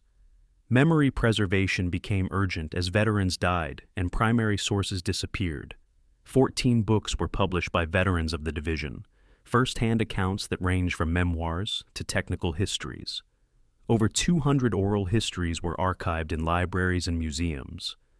Recorded interviews where veterans described their experiences before death silenced them. 3 museums developed substantial exhibits featuring 7th Armored Division materials, preserving uniforms and equipment and documents. These efforts ensured the division would be remembered, but they also highlighted what was being lost. The oral histories captured words but not tone or body language. The memoirs described events but not emotions.